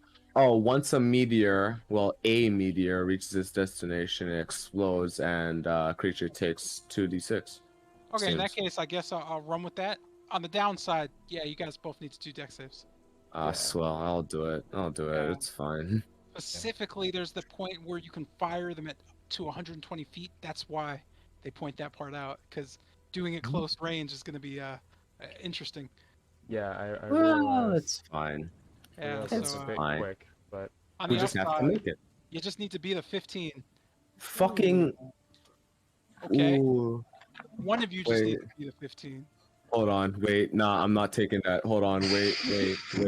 Wait. Yo, let's bend luck one more time.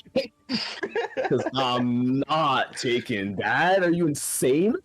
All right. Yeah. Roll a d4. Yeah. I I'm realized gonna I was a spend 2 bit more. too quick to use that spell before fully reading it out. That is my fault entirely. All right. So I need Yo. 2 more.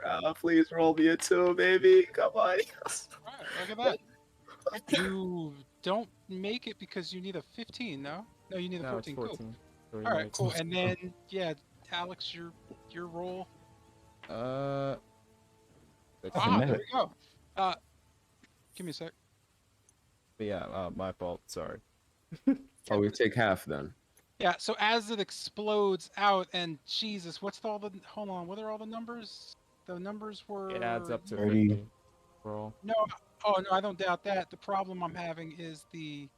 That's weird. I can't... Hmm? Oh, it's just 50? Yeah, Like, 50 all the damage damage straight. together Not... is 50. it's just not listed as damage, which is real weird. All right. That's Oh, no, it's not that. I'm just in the wrong thing. I forgot.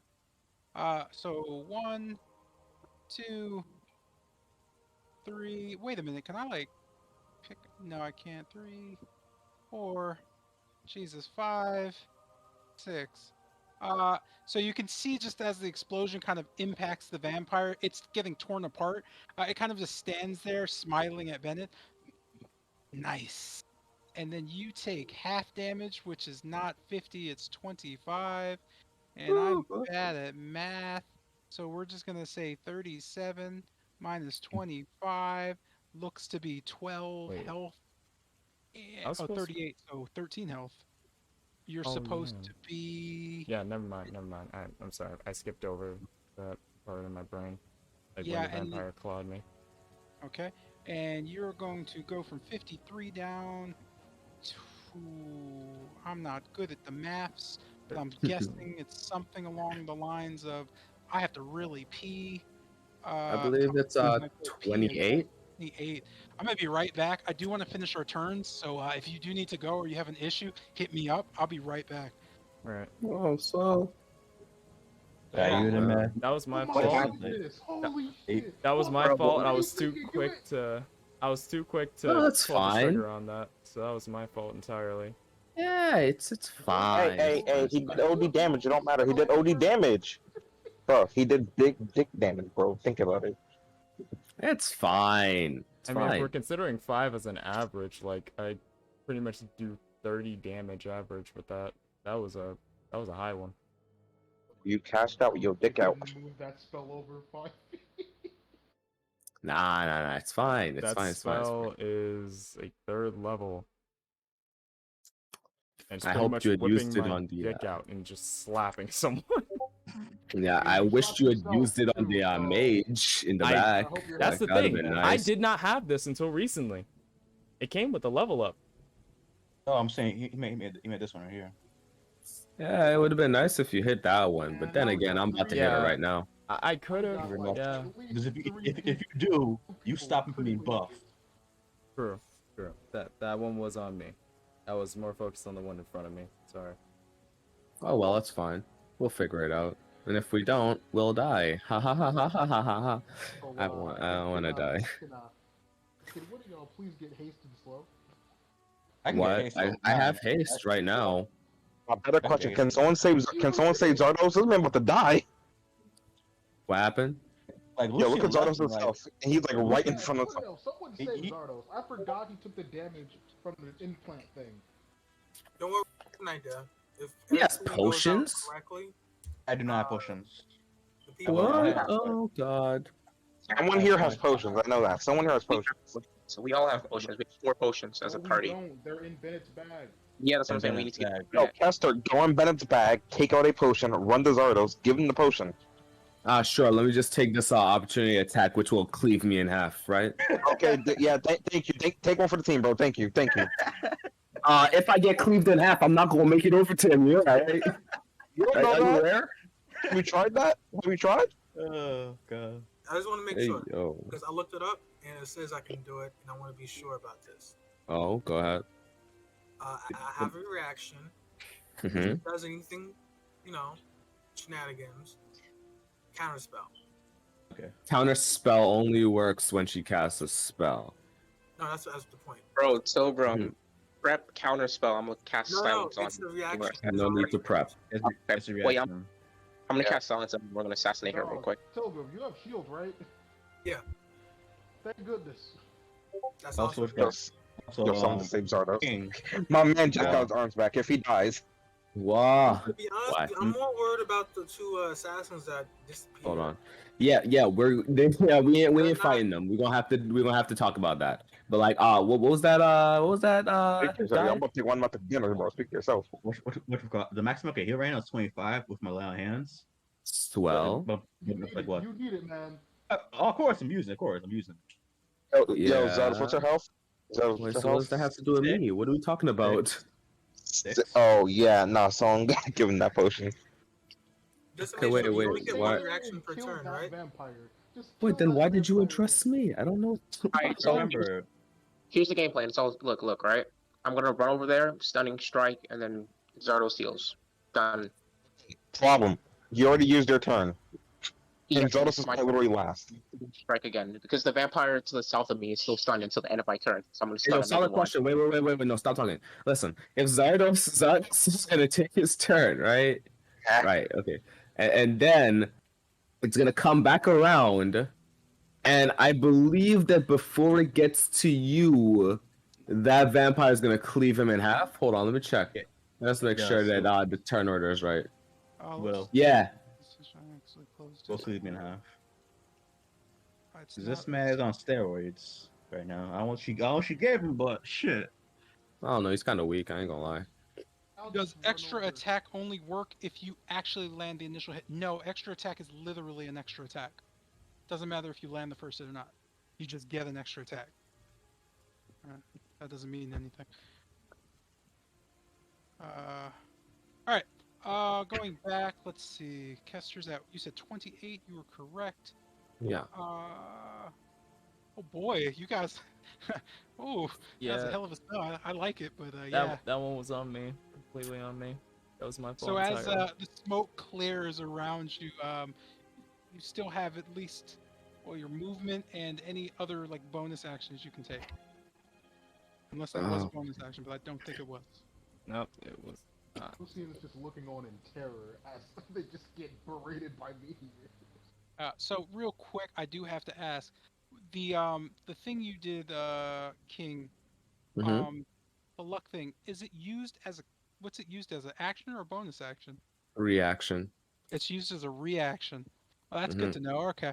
Uh, Alex, anything else on your turn, or you're done? Uh, there's one more thing. I mean, so I guess as the smoke clears, through the smoke you can kind of see two purple. Or at least the vampire sees two purple orbs, kind of. To everybody else, this is basically Bennett's eyes changing color as the smoke around the vampire starts to accumulate, and a tendril, well, fucking not a tendril. Bennett basically just reaches out and tries to just grab the vampire's face. I'm gonna cast Mind Thrust. I need it to make a intelligence save. Okay. And with that, you can see the creature kind of eyes slowly roll back as it seems to be in a state of just being Super? perplexed. What else super? So basically, one hand reaching out and grabbing its forehead, the other hand is going, basically using the two finger, index, middle, and the thumb, just kind of press on its closed eyes and on its nose. As to everybody else, they just stay there for a second, but to the vampire, it's suddenly transported to this weird scene where it can't see anything, but it can feel sand, and it, as it kind of comes to its senses, it can see kind of a lakeside as the clouds around it part and sunlight starts to beam through, basically burning the vampire into a crisp. Let me roll the damage. It takes 6 psychic damage from that trip. All right.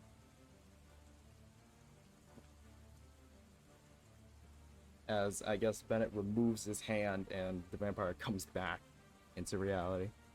You could see him kind of just fine, kind of just grumbling and kind of sort of out of it still. All right. Wait, crap. What kind of action does it take to drink a potion? It's an. I believe I have them at bonus actions. Yes, you put a bonus. Damn, that is another mistake by me. I could have used it to heal. So I guess with that, it has to choose whether it moves, gets an action, or a bonus. It can't take a reaction until the end of its next turn. So with that, I'm going to pull Kester. I'm going to move and pull Kester kind of away from it. If he Okay. chooses to. I will. I would just need an athletics check to confirm the pull. Oh boy, that's not great. A lot of mistakes. A lot of mistakes. Oh no, I don't mean that. You're fine. Athletics, you said? Yep. All right. Athletics check. Swell. Well, that's swell. So you managed to get away, but you don't manage to successfully get Kester away. All right. I guess moving back here, I'm gonna just take a potion out of my bag and just, I guess, tap. I guess just, well, not really tap. Just elbow Zardos in his back, holding it to his back. That sounded repetitive, but yeah, just kind of like making him notice that the potion's right there. Okay. That I will end my turn. So this, oops, no, that's wrong. This brings us to Kester's turn. As you kind of see the vampire just snarling and kind of looking you down, what do you do? Yeah, so seeing it before me and seeing how well fire works against it, I reach my hands behind my back underneath my cloak and just like fan out cards around me as I just like tap them as they just fly towards the vampire. I cast Scorching Ray point blank at the vampire with advantage because it's dying today o'clock.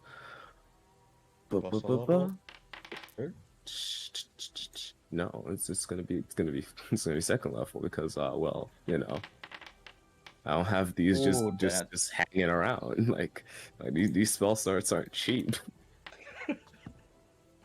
All right, so 15. all of them hit. Swell. Hold on, let me just add to the stack of 5. There we go.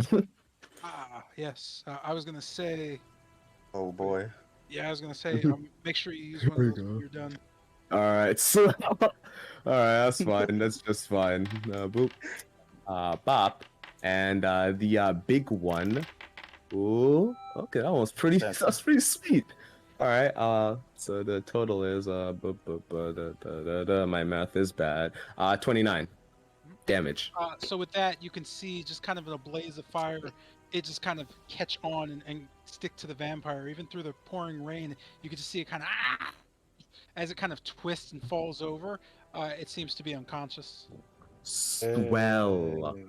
Well, here we go. Baby. Remember the 36. What's Okay, so 36? 36. I'm aging again. What is this? I'm aging. I'm aging. Oh. I'm aging by a D10. So let me roll that. Yeah. How old is your Reverse character age? right now? 9. aging? Hold on. Wait. Odd. So I'm 9 years younger. Let's see. Well, I aged up to 27, so now I'm 19. Wait, no, 18 again. Wait, no, is that right? 18 again. Yes. Yeah. So Oh. as this happens, you note kind of disproportionately, you feel less powerful. You have Oh. disadvantage for all your rolls in terms of spells. Oh. Fucking shit. Oh. On the upside, the creature just kind of lies before you, a small, just nothingness, and your exuberant youth, hidden by the mask, seems to come out when you speak. Oh God. Well, that's not too well. So remembering back to when we fought the vampires before, I take out my flask of, well, not flask, watering skin of Saint Markovia water and just like dump a portion onto the vampire. Oi, oi, oi.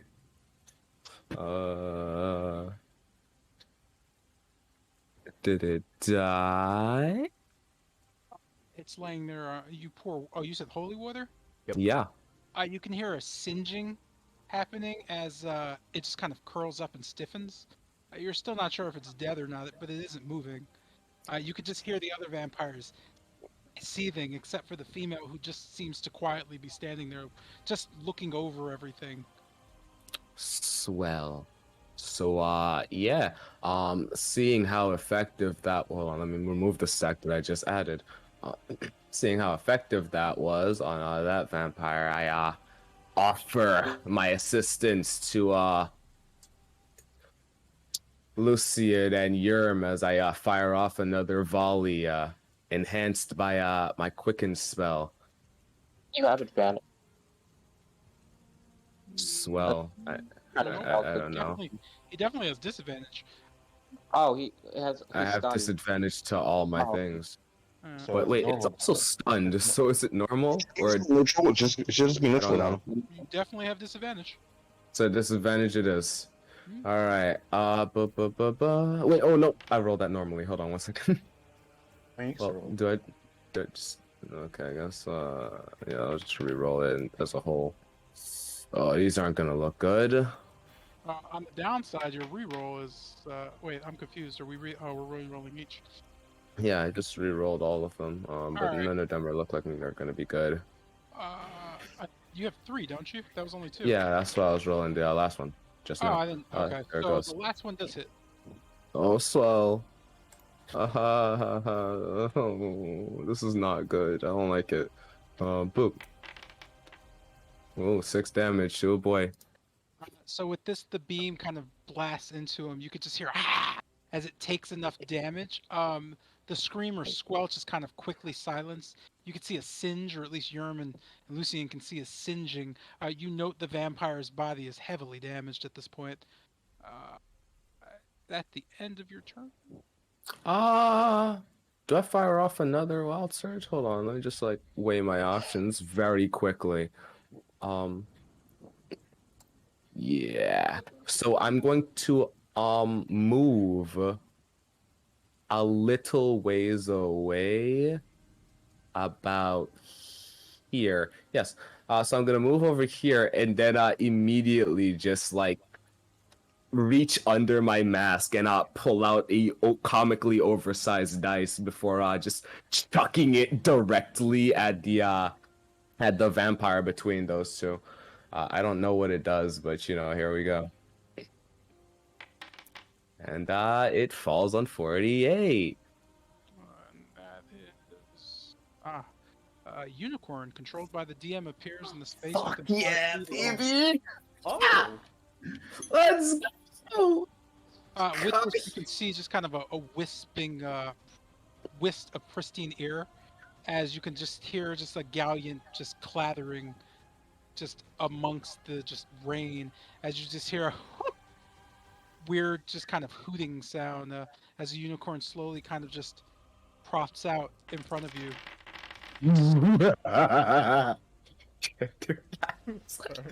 I kind of just looks back at you. Ahoy, young travelers. So what do you need my grace for?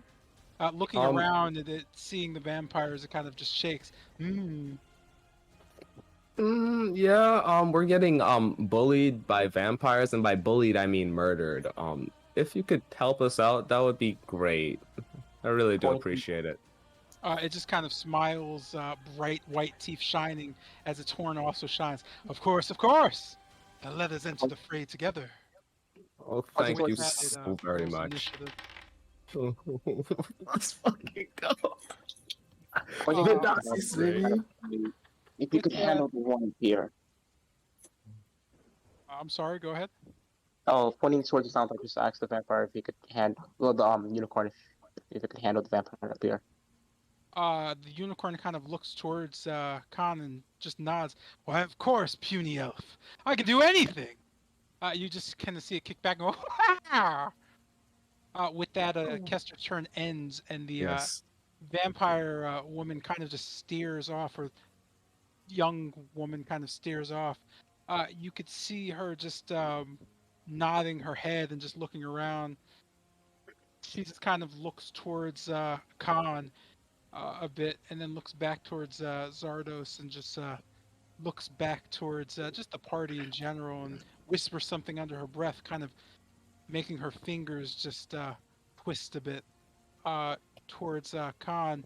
You can see just kind of a paleness, just a slight paleness kind of growing at your side. I need you to make a Constitution save. Uh, uh, hell yeah, that's a 9. With that, you can see just kind of a pustule on your hand slowly growing. Just large pussy things start tearing out of your skin and popping. As the popping pustules hit Tilgrim and those next to you, can hear just a seething sound of just steam rising from you as the pustules popping all over you start to melt and eat at your arm. I just kind of Oh, no. smile. Immediately your what? body is just ripped apart by the pain as you're stricken. You immediately fall down, the pustules rising up your shoulder. You could barely feel your arm anymore. You have no use of your right arm. Oh. Oh wow. Oh no. Oh no. Oh god. And you could see the woman just kind of raise both her hands and then put them down slowly and just kind of look towards you. She kind of just whispers something that you can't hear and just starts staring directly at the rest of the party. You could just hear kind of in the back of your minds just this haunting, "You're next," as she just begins to cast something else. You could see her kind of like growing over the party and just waving her hand as she more or less just kind of looks again towards the different members of the party, stopping and slowly thinking about what needs to be done. You could see her raise two fingers up directly in front of her, almost biblically, and just slowly point them directly at Khan as she kind of shakes her head. You could see a beam of just icy energy just shooting him directly from her tips towards you. She just Jesus. whispers out, "Pity," as the beam pierces directly through Khan's throat, freezing on contact and just dropping him where he stands. He's been knocked unconscious. As Khan just drops, you note the frost on his neck slowly beginning to spread. She Yeah. just kind of, I'm sorry, go ahead.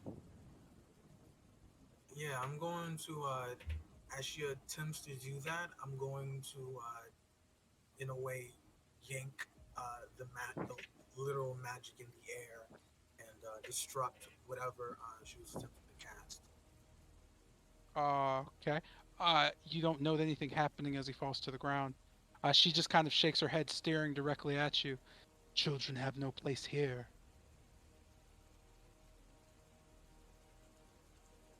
Okay, so that thing. With that, she just ends her turn by disappearing and walking into the forest. Oh, she's gone? She's just walking into the forest deeper, so you have no real visual on her as she's crossing through trees up to her full movement. So yeah, she's gone. As this is occurring, it is your turn. This changes everything. Okay. Um. Man. Okay. Seeing that. Well, she kind of retreats backwards. I'm going to quickly look down towards Khan and seeing the disastrous state he's in. Attempt to get him back up. As I dig into my bag quickly, take out the mist flower and cupping it, begin to slowly turn it into and attempt to reawaken him, get back to his feet. All right. Go ahead and yeah, medical it up.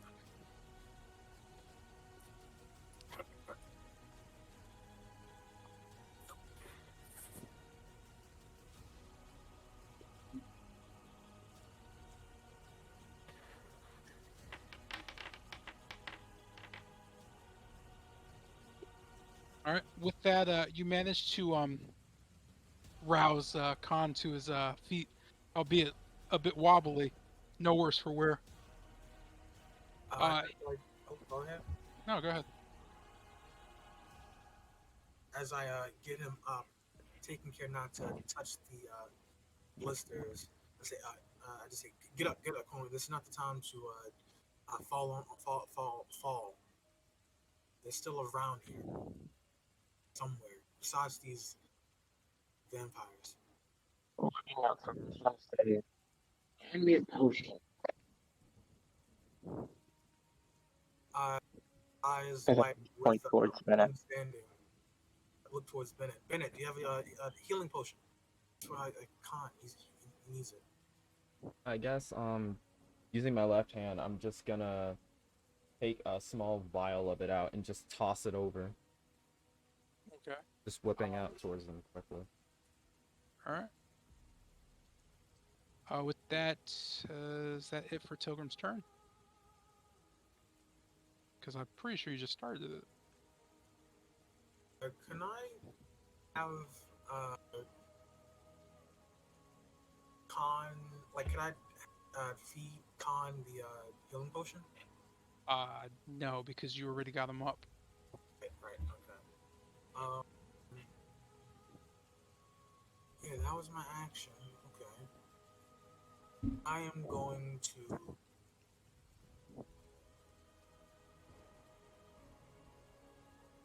Sorry, I just want to make sure I read this right.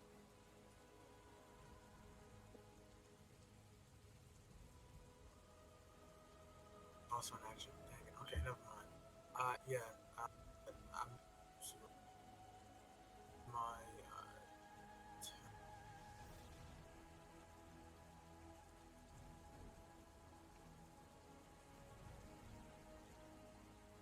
Yeah, I'm going to end my turn and as looking around, ready for anything.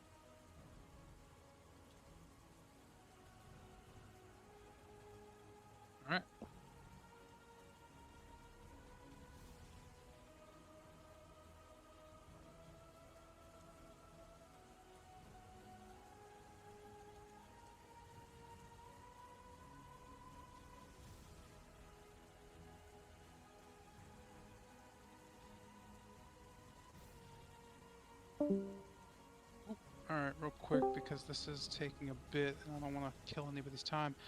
As this is happening, you kind of hear just a chuckling from the tiefling assassin as she just goes, huh, I wonder if she just ran back to Strahd to report. Oh, she's probably going to tell him we're being lazy. Oh, well. With that, you kind of hear a strange whisper in your ear, Tilgrim. Hey, let me ask you a question. Uh, just exactly how strong are you? I'm pretty sure I recognize this as the assassin from earlier, right? Yes. Okay. Kind of points my eye and looking, trying to gauge where she is. I just say, strong enough.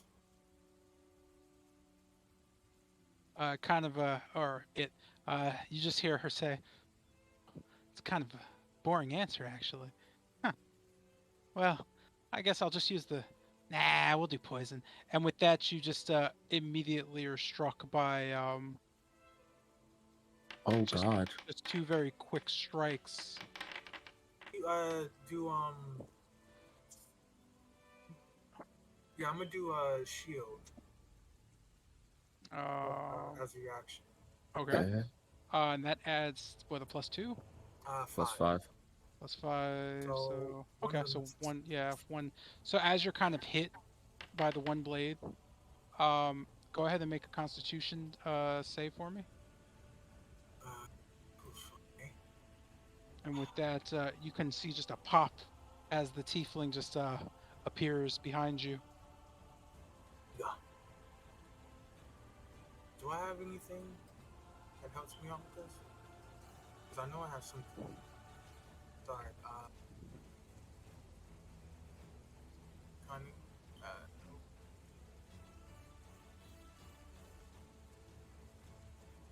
I don't know if you have anything that helps you with a Constitution save. No, this is not. It's only magic stuff. On the downside, you Jesus. feel your body convulse. You're immediately stricken. You feel almost sick as you kind of feel just this weird creeping feeling in your back near your kidney. At the start of each turn, go ahead and make a Constitution save for me. With that, you could see the little tiefling kind of look around. Ooh, that's a pretty unicorn. Hey, mister. You could just see her kind of glance at both Jotun and Lucian. This looks bad. As she takes a step forward, she vanishes. Did she To move? like Or did she just like vanish into slash thin in anger. She did move. Oh, she didn't. Oh, she did. Mhm. Could I attempt to just just air? like just wave my dagger, just like in wild abandon, trying to hit her? There's nothing there. Oh. Both Jotun and Lucian also try that, as well as Khan. There's absolutely nothing there when you strike. With this, the other assassin kind of just shakes her head. Clean kills, clean kills. What exactly are we getting paid for if you can't even kill something with your own attack? As again, you're hit this time with, well, Again? Oh no, Holy I know what that is. fucking shit. Oh, here Holy we go. shit. Double down. Wait, 5. No, not enough. Holy shit. One of them hits. I'm sure. As one blade kind of strike, or at least the quick succession strike, you can see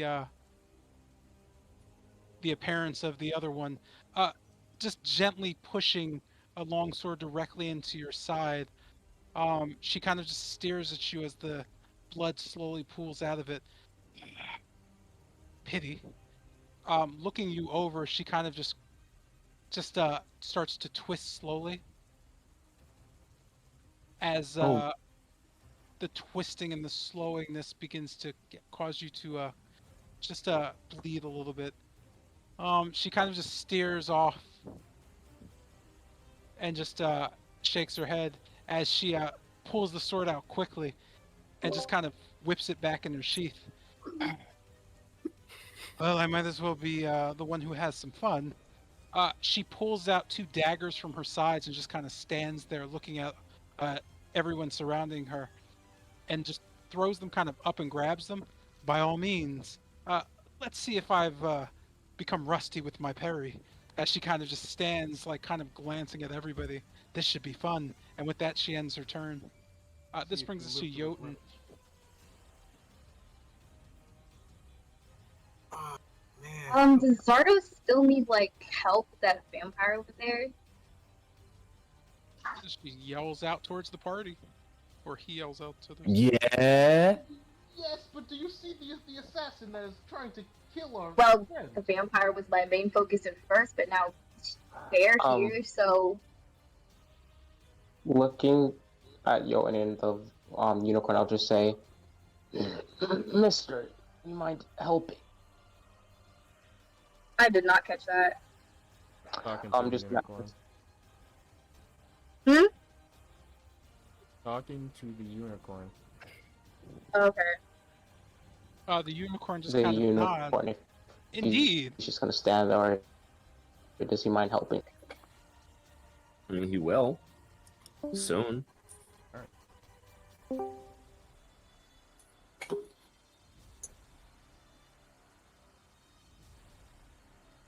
So, seeing that the assassin has now shown herself, I kind of quickly raise my leg up, and then a burst of purple flames kind of erupt from the heel of my foot, and then I kind of bring it down, try to bring it down, crashing into her chest. Okay, roll for your yep. Okay. Alright, so you kind of miss as you swing your leg. As you swing your leg, you note her just kind of almost slowly staring at it, moving to the side, and then just directly stabbing a dagger into it.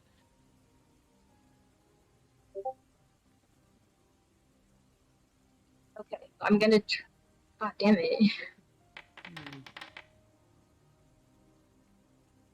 As the dagger kind of penetrates into your leg very quickly, go ahead and roll a con save.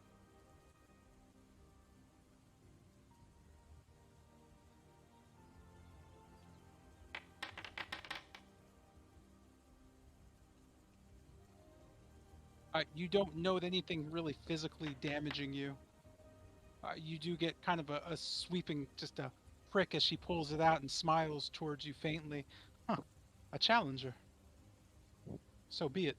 With that, she kind of just stands there, just staring directly at you, or you can't really tell because you can't see her eyes. So that's my fault. But she is looking at your general position, from what you could see by her stance. You have your other attacks and whatnot. Yeah, I'm gonna kind of try to bring my leg back and try to hit her again. With the strike, as your leg kind of goes directly towards her, you do manage to successfully hit. Go ahead and roll damage.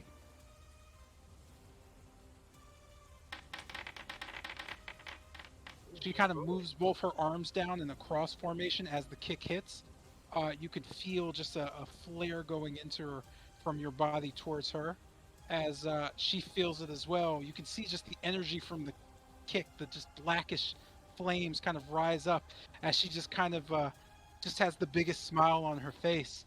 She just says very dolefully, "You almost hurt me.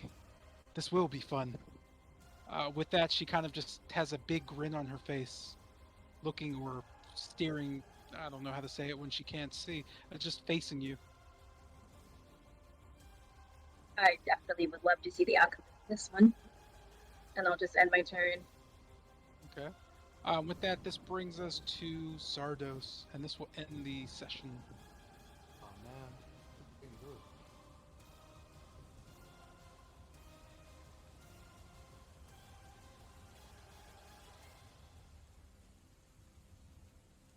You good?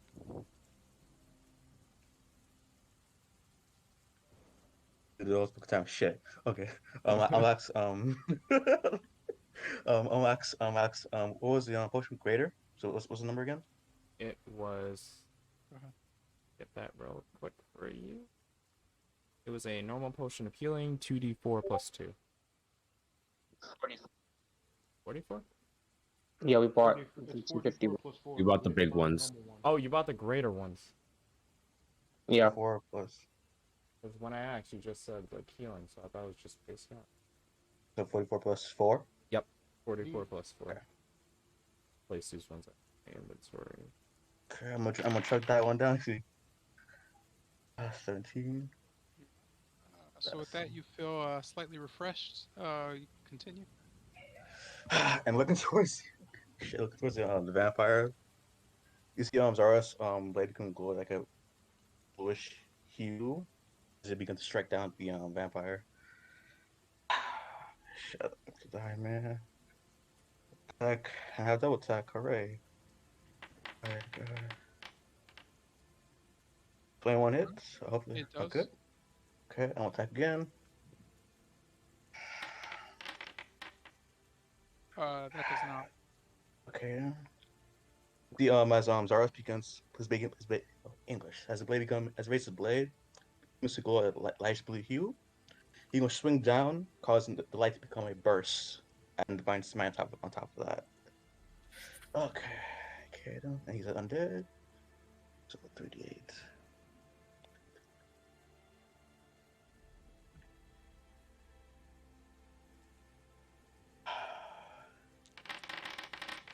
Okay.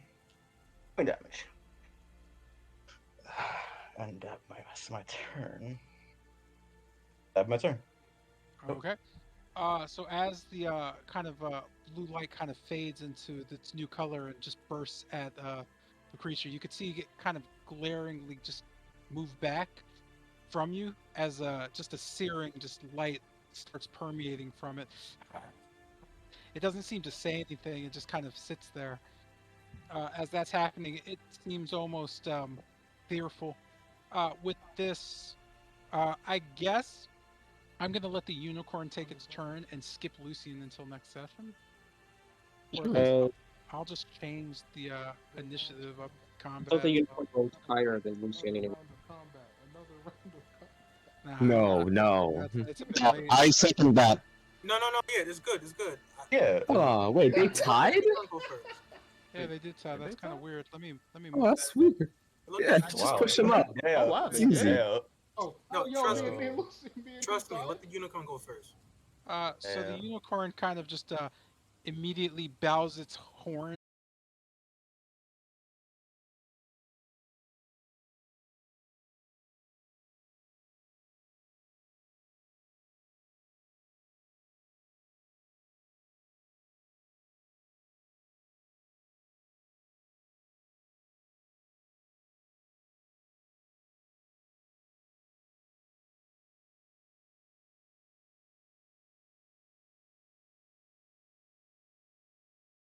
To Tilgrim.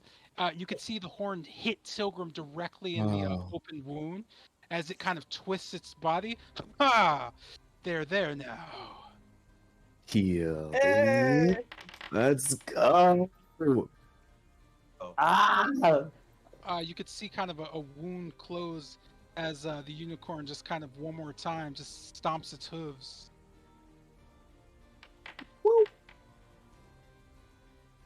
You could see the assassin kind of taken off guard, but as the hoof comes, you could see it just kind of try to slam down to slow and stop it. As it manages to knock her back before she gets her blow off. As it kind of just looks around, you could see the unicorn just starting and stomping. Ah, aha, ah, ah, ah,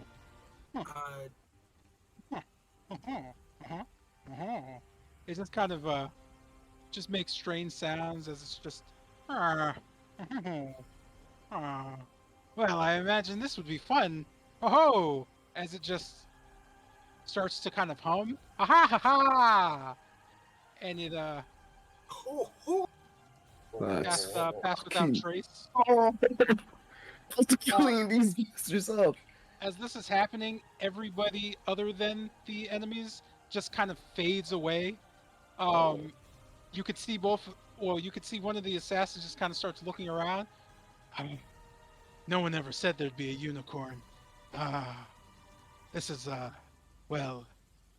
You could see the vampire in the to the east is kind of just looking around and shaking, and we're gonna end the session there. Oh yeah, baby. Yo. Unicorn.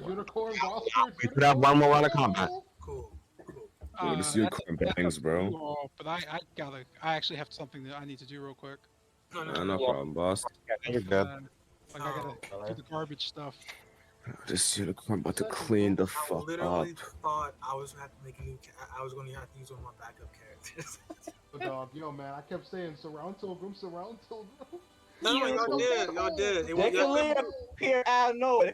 Well, speak for yourself, Ida. Appeared in the one Well, hole. well, speak for yourself. Pilgrim chose the move. No, I had Someone- to. Yeah, I'm That's gonna what do stuff. So Fellas, shut up. But yeah, we're definitely gonna end the session here only because I don't want to. Like, I don't know how long I'm gonna be.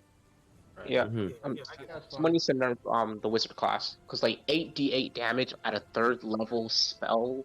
What? Where No, like that's normal. you get to like level 5 when you have that, and then like other classes have stuff that could help. Like you have stunning, and then the fighters over there have multiple attacks.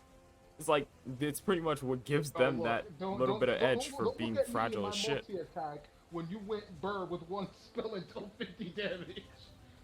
Bro, Motherfucker, like, you're If it literally. makes you, if it makes Use that you shit feel, again? yeah, I was gonna say if it makes you feel better about that spell, it was cast at a higher spell slot level.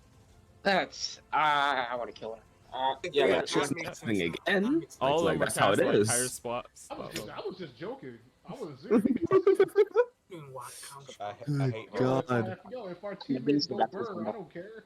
Well, now now Oh, yeah. Bennett knows that minute meteors Then you is. care.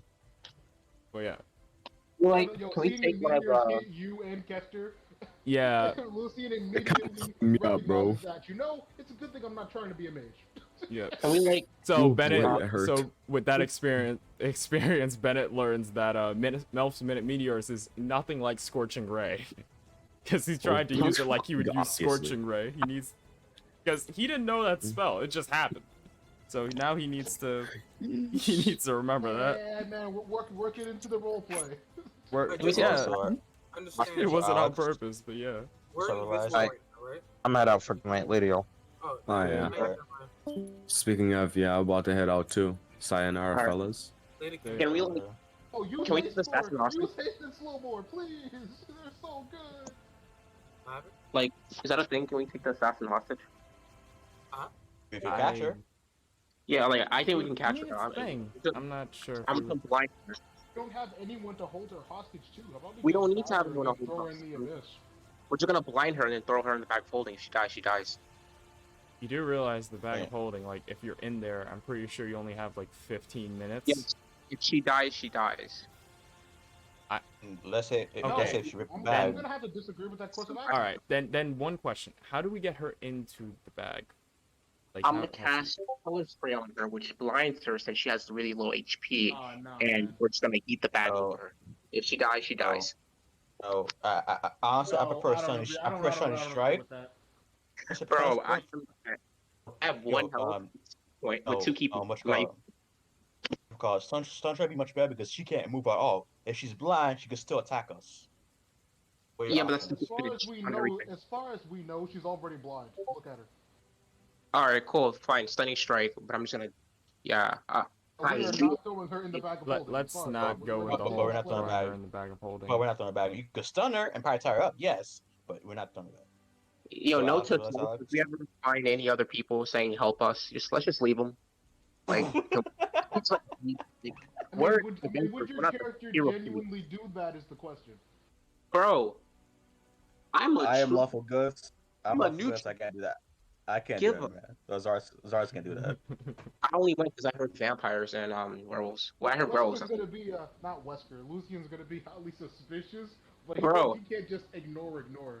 After this betrayal, I'm telling you, I'm gonna Maybe give. you alone, but you're not a party pal. I'm saying I'm gonna give 0 Fs if y'all gonna go. I'm just gonna stand and watch. Whatchamacallit, also realized I could use a high spell slot. I'm mad right now, so shit. I would probably think I'm done work. But so this. Going back to Strahd's castle, I can't I wait. wanna hunt after that stupid vampire mage, but I can't. Yeah, I wanna go after her and just cut her head off. I just cut her head off, man. Easy. Yes, let's cut her head off and send I it was back to just gonna Strahd. catch her and tie her up, but hey man, if you think you can cut a vampire's head off in one attack, go for it. Bro, we're going to Lucenda, and we're gonna learn everything I can about killing vampires, and we're gonna have round 2. We're gonna You mean run. Esmeralda? You mean Esmeralda? Yeah, Esmeralda. Yeah, Esmeralda. Yep. Round 2, bro. Hold on, Bro, let me you try got your something. new arms. Jeez. Wait, what happened? Wait, what's happening? I'm confused. Welcome back to the world of having arms. Yes, I can now hit shit. Also, you can. Bro, I was so scared I lost Why- my arms. why do you Sure sound probably deflated got it, about but hitting you can shit? now hit things from a distance. For example, what if you just hold your sword and then rocket your arm forward?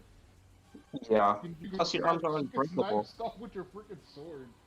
Bro, your arms are unbreakable. Yeah. Just grab the vampire and crush it. Guy, are you tired or are you actually like deflated about having your arms back? Like I No, can't no, really I'm- tell by the Take it tone. back. We can't tell him that he didn't want the whole. I'm happy to say I'm generally tired. I have like a headache right now because I'm me staring at the screen. Oh, Like okay. my left eye just hurt like a bitch right now. Yeah, cause I heard your tone and I was like confused for a sec. Nah, Yeah, I'm not. I thought you would have legit been happier. It got all Oh, these cool no, features. no. I was happy when I meet myself. I was screaming inside my lungs, but Right now so he has now a it's staring- migraine, so Yeah, it's like my top of my left, like yeah, what above yeah, my it's a eyebrow. migraine. It's a migraine. Yeah, that's just fucking hurting right now. Like, Yeah, the best thing to do is probably go lay down in the dark. That will help like wait, what? kind of relax that part of your face. Do I have blue light on this thing? Do I have blue light on my laptop? Yes, Bro, that I'm pretty sure all screens have blue light. I fucking like I'm trying to shut up fucking right now. Yeah. Sure. Best thing to do, go find a quiet room and just turn out the lights. That'll actually help. It'll help relieve the migraine. This is much better. This is fucking much better. Holy shit. Yeah. Just don't get around anything like too loud, or else it'll make it worse. I've had my fair I mean, share. I'm pretty sure outside my room that thing's bright, so I'm gonna die once I leave my room. So I'm good. Just lay down for now. Try to relieve it. But next turn Session, no comes, fools. I'll smite this shit dude to death because I'm gonna try to die. Do that. Oh, Caster, Yeah. yo, just hit Zardos with freaking haste so we can smite like 3 times. Man is gone. Oh, dang, he's gone. Damn. Yeah, like I said, I could use a second level spell slot. I forgot I have a second spell slot now, not first. So Now, how does fuck. smite work? Is it for that attack or is it for like the turn? What? for those attack is extra damage on top of it. Like as soon as you hit something, you just boom burst damage. Oh yeah. And you have a choice Yeah, to I put it know on that. like What I'm whatever basically asking before and is, after. does it last? Ben? Never mind. You answered it already. Let's see. But he's a higher spell level, so second level, and he's on dead. So be what? So 88. I'm not from caught up. Second level 3d8. So 48 then 48. Wait, it gains an additional action on each of its turns. Yeah, that's close enough. That's fine with me. So Yeah, I wait, got a little bit- what I'm thinking better. is that like with that action, like let's say you have multi-attack, right? Mhm. So you can attack twice, and if it gives you another action, can't you just attack twice again? Or am I missing? No, it says you could only attack once one weapon. As I'm reading the thing right now. You can only. I'm a- No, that action can be used to. That action can be used to take the Many attack. times you send a screenshot. One Just weapon decide attack to do only. it. Oh wait, okay. Yeah, only one particular. Yeah, Sorry, imagine my brain was like filtering out not that like part X- for some reason. Sorry. it's not like actual surge. Yeah. It was shit. If it was, then that would not be So in balanced to the theory, slightest. if you get Lucian 2 swords, he has to surge Chaos, while chaos, hasted. chaos, death, chaos. I mean, he does. He has a rapier and a short sword sidearm, so Chaos, chaos, No, death, no, no, I'm chaos. saying I get hit with haste. no, It's no. over. I'm saying we use whole person, which if whole person, if someone attacking within 5 feet radius, is all crit. So by default, if you give him haste and Oh slap all my shit, goodness! he could just Jesus Christ! obliterate somebody. Well, sadly, it won't work on his barrage, And again, but I think ain't a crit, whatchamacallit, a crit smite is like it's about yeah. enough. I remember we were fighting. I almost I literally your character. Said hold person? Yes, whole person. I'll show you now. Oh, I I'm took reading notes. it. Use Took a notes. humanoid target that you can see within range. Must succeed on a wisdom saving throw. Be paralyzed for the duration. Paralyzed condition is grants you the But yeah, I'm sure you know. I'm not gonna cast it though. You I, can I, I just wrote like send a link yeah to it. yeah I'll just read it. oh Oh, it's dog, on the I'm fixing to steal them freaking it's on weapons Foundry. from these assassins. It's on Foundry. If you're still in Foundry, Yeah, I'm is still is, on it. is yeah, check the chat thingy. You see notes in cast attack. They feel they one got paralyzed. They automatically fail deck saves and strength saves. Creatures have advantage on a hit, and if you look with 5 feet, it's all crit auto critical attack. Yeah, you can literally just I don't know, empower your fireball something if you That have that, and that just fucking nuke seems them. that wait, Not broken. It's that's a not broken. second level spell? Yes, second level spell. That seems kind of cracked for a second level spell. Nah. Trust me, there's some more crack spell. These people not using it. For example, another one, which I have on my spell list, which called, where is it? Wrath of Smite. Yeah, there you go. Wrathful Smite, that's a smite, so I don't really Oh no.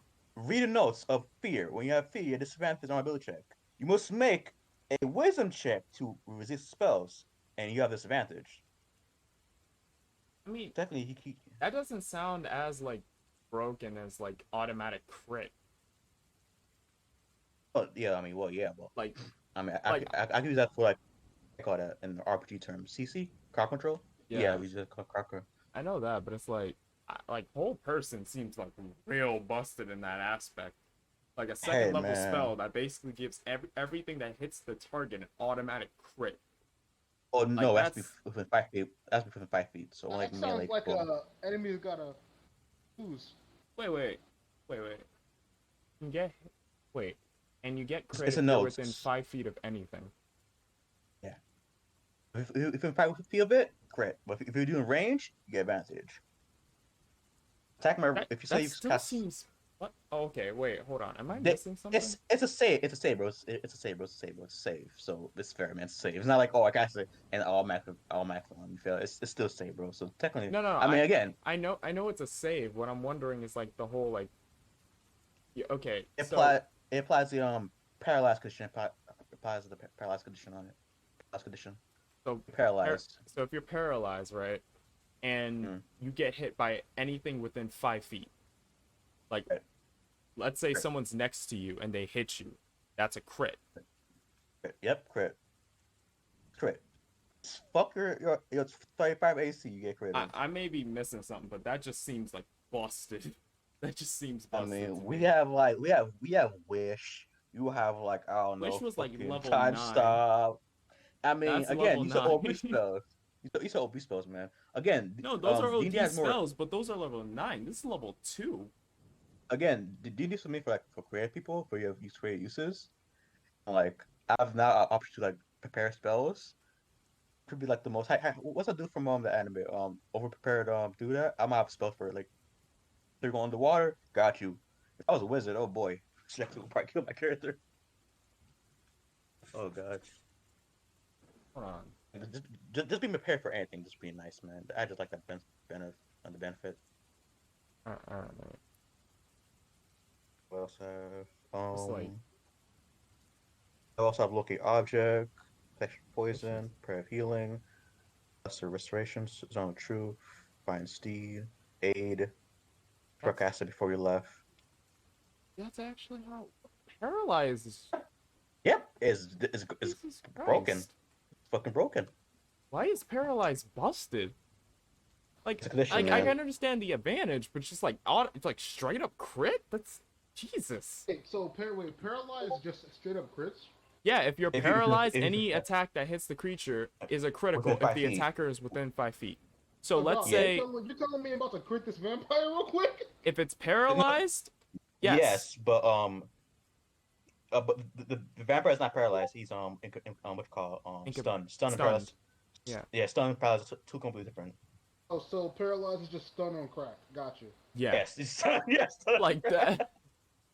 Holy shit. Why is that so... But 3 different types of steroids. Got That you. is but broken. but fun fact though. By level 6, Carl can hit vampires because his fist counts magical. So it's technically like kind of Quicksilver, I guess. Quicksilver, he can punch vampires. I mean, well, vampires, anything that's resist to slashing, piercing, that's actually good. Yeah. He can punch vampires. So yeah. Oh god, but yeah, I'm sorry. I'm still shocked at the fact that like paralyzes that. But that seems so I broke. mean, it's been like what? Wait, how many think things can paralyze you in D&D? Because if it's not many, then I can understand. But it's like Not many. Spells, creatures, and I presume magical items. no, I mean like try to think off the top of your head how many things you know that can paralyze something. Because I if it's presume like snake. if it's like more presume than 8, and they're made for low level encounters, we may have a problem here. I presume anything I presume snake-like creatures. It's Snake-like like, man, creatures. I want to kill a character. Hey, the boss has paralyzed you. Like that. I mean, I'm gonna let it slide because yeah, that's the official rules. But that, I can't get over. That seems like it's broke. Like they just put that in Hey, and never man. fixed it. Like I ain't gonna argue, but damn, that Jesus. Wizards of the Coast, what the fuck is wrong with you? No. Pretty much. Like, They were Fucking high. What have you been smoking while you were designing this? like exactly. Man, I believe there's no spell that's broken on low levels. What was that? What's that? I believe wizards have that. It's called Hey, wizards get a bunch of broken spells because they're fragile as hell. Well, What was yeah, called? I Yeah. understand that. Yeah. It was Grease, but then they nerfed it. Yeah, it was Grease. But then nerfed it. It was Grease. Oh god. Grease? Yes. Previously, you could see while Grease, anything that's on called Grease is flammable. So you go. Oh, you mean that? Yeah, They slip Yeah, and that slide, and you can burn them alive. pretty much. So if you've been chasing down the stairs, throw some ball bearings and top of grease and caltrops. Yeah, watch this shit gonna be up. Nah. Here's the thing. Just pour the grease down. Get your local mage to get a fireball and just watch the world burn. For $9.99 a day, you can watch these motherfuckers burn as they tried to chase the party up Explode. these stairs. You Don't just see forget the whole whole house person. burning No, down around them. You forgot whole person for the automatic deck save. Oh fucking too. Christ! So yeah, they just fail and just get hit. No Dude, save, no half damage. If that combination ever, man. And the crazy thing is about whole person, you just need a small straight piece of iron. So just take a dagger and you're good. I have my what's it called both my shield and my claws. So I'll technically need the thing much bigger. But I'm trying to wait. I'm like, if let's say if I go before Kester or like someone like you or Kester and use lightning ball, fireball. Yeah, that's gonna be fun. Or Lucian's gun. That's gonna be fun. I just need have perfect initiative. Here's the thing, right? Maybe- If you What- hit that's somebody what with a What'd whole you say about Lucian's gun? What? you know your gun thing at disadvantage, up close, and they're far away, hit them whole Oh, if person they're and far fail. away, yeah. Yeah, but if they're close, not. But it's close. fireball, Yeah, if they're close, I'm close to the shooter for that. So yeah, fireball, lightning bolt, and that's called deck save. Yeah, I'm trying to do my best to combo things. Here's the thing. If I have the right initiative. If you hit whole person, let's say you do that, right? Mm. If I come up with one of these, right? And it's an automatic crit. So basically, 4d8 on a melee. And Yeah. I can still cast the spell as my bonus to fuck shit up. I did You guys- again. Quick spell. Another one. Just No. like one hard punch, and then it's just like, oh, you want another? Yo, All right. Dog, yo, dog, use haste on yourself. You get to cast it a third time. No, you can't cast spells, but you can't make attack. You can make a weapon attack. So technically, get your glue staff and just Actually, go. yo, dog, you know what we do? We steal the Vorpal blade, cold person. Fuck it. Oh, That's I'm pretty sure. Start like, yo, hey, no, give me that shit. Nope, give me that shit. Nope, you ain't get that shit. Mr. Strahd, can you live without your head? No. Hold on. We got a little bit of power. Don't go challenging God to a fist fight now. Calm down. I don't know, man. I'm feeling pretty good. You got one more sword. I don't think you'll be feeling good after 3 rounds with Mayweather over there. All right, don't try. Because I'm pretty like he literally just drove right through Bennett's heart, man, with no save or attack rolls. So I'm just saying, man, this nigga just literally, how I call it, DOU, just literally just time stop. I'm gonna be honest. Next time I get into a fight with him, I'm gonna be ready. The problem is the thing is, if this goes the way I think it will, that won't happen till level 10. I'll be ready. Oh god. I'm not going back for another round with him until I'm level 10, full health, like at the ready. Yeah, if you have that one enemy, asshole person, it's like everybody unleash attacks. Don't stop till he's dead. I'm like person, hear people like stand in the corner, like, yep. Yeah, I'm gonna call it a night though, like 11:14, and I need to eat something before I conk out for tomorrow. As soon as my next turn starts, I'm gonna gesture to Yerm to snatch up her weapons.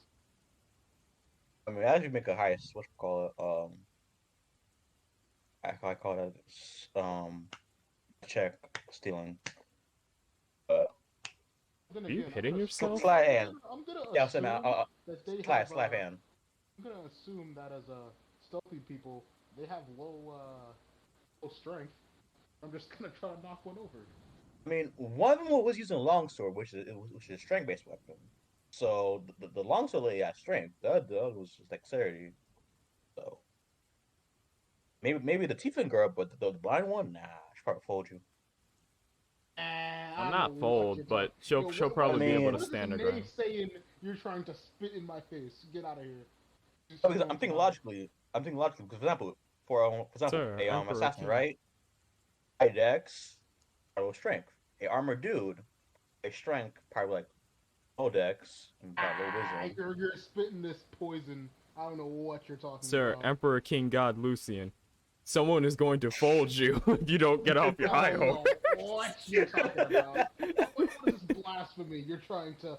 Who knows? This blasphemous poison you're trying to spray into my. What is this blasphemy? What are you talking about? You befuddle me with such sword verbs. melee. Clearly, I'm going to walk over, grab her, and throw her over to take her weapons. Easy. I'm saying, bro, it may like, I don't know, come back to like Thor and like, I don't know, man, or like disappear some shit. I don't know. Because I remember last week I got the 9 life stealer, it disappeared, or it was too heavy to pick up. So stuff like that, man. So I don't think it'd be that easy, man. I mean, in that case, it was revenants and undead, and the whole place basically being I'm saying, big like, old, get the fuck out of here. I don't think this one's gonna be the same. That sword is later top 10 of a fighter's dream. Everyone gets advantage. We all curb stomper onto the next one. Mind you, I'll cast like what? Whole person twice. I call the curb stomp from the top of the ladder. You see better pop a lot. Like, I just imagine I shoot 15 feet up, shocking grasp into a curb stomp. Yo, wait, now you give me more ideas. God. Yo, wait. Now I need to think about the logistics. If I was to shoot myself 15 feet up. Can I just like Hulk smash this? Can I just like Hulk smash this? I mean, technically, and just throw her around. Technically, if she's whole person, she has to spend on strength saves. But they might fail it. So technically, you can do it if she's a whole person. Technically, yes. Hulk smash. Let's see what. So we 3D8. Yeah, I'm gonna log off. I'll see you guys later. Yeah, let's for not 20. Not no vampire spawns on 45, yes. energy. Yep. All right. For everybody watching on the stream, that's gonna be night. That's gonna be night. Yes, it is nighttime. Uh, that's gonna be it for the stream. In the middle of it, we had a bit of an issue. I don't really know why the internet just kind of, it was confusing, and I didn't hear anything, so I thought something was going on. I looked over at OBS, and apparently the stream had dropped. So, yeah, that was wonderful. We are going. I'm gonna try to see if I can fix that. I will try my best to see if I can fix that. Make sure it doesn't happen again. Naturally. But DKW is gonna be tomorrow. I need to get some stuff ready. I should have my friends and everything. We should be good to go. Probably around 5:15. In case you don't know, DKW is a brand I run myself, along with two friends. We always look at stuff. I'm more wrestling inclined than my friends, but they always have a good time when we're together. We always have a good time when we're laughing, walking, talking, strutting our shit, and talking it all the way home. That sounded terrible. Sounded better in my head, but oh god, falling all over the place. But yeah. Let's go see who we could raid. I could...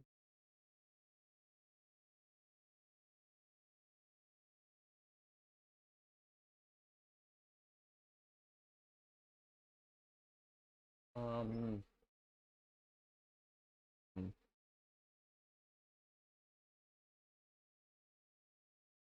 Let's... You know what? I haven't raided this guy. I don't think I've raided this guy yet. So let's raid him. It's been a while since I've seen some of his stuff. So, you know, let's go raid Havoc. It's been a while since we... I don't actually think I've gotten to raid Havoc yet. So let's go raid Havoc. From what I know, he's a really good guy, a really cool streamer, and also he's playing Final Fantasy VII Remake. So let's go show him some love. Let's go show him some love. If I remember, I got introduced to him by another streamer, so I think it'd be nice to spread the love around. DKW is gonna be tomorrow, 5 p.m. Eastern Standard Time. I cannot convert it into other times in my head, but I know Central Standard, that's 4 p.m., and I know Pacific, that is 2 p.m. Yeah, 2 p.m. 2 p.m. It's 3 hours behind Eastern Standard. So yeah, 2 p.m. Pacific. Those are the only two time zones I know off the top of my head. I also know Ghana time, but that's, I think, 4 hours ahead. So that'd probably be at 9. I probably got that wrong. Anyway, yeah, thank you all for watching. Thank you all for supporting so much. Thank you for the hosts. Thank you for everything. And we'll go raid Havoc, show them a good time. We'll be back tomorrow, 5 p.m. Eastern Standard Time for more DKW. Keep it locked. Stay tuned, and I'll see all you beautiful people in the next stream. Thank you all for watching.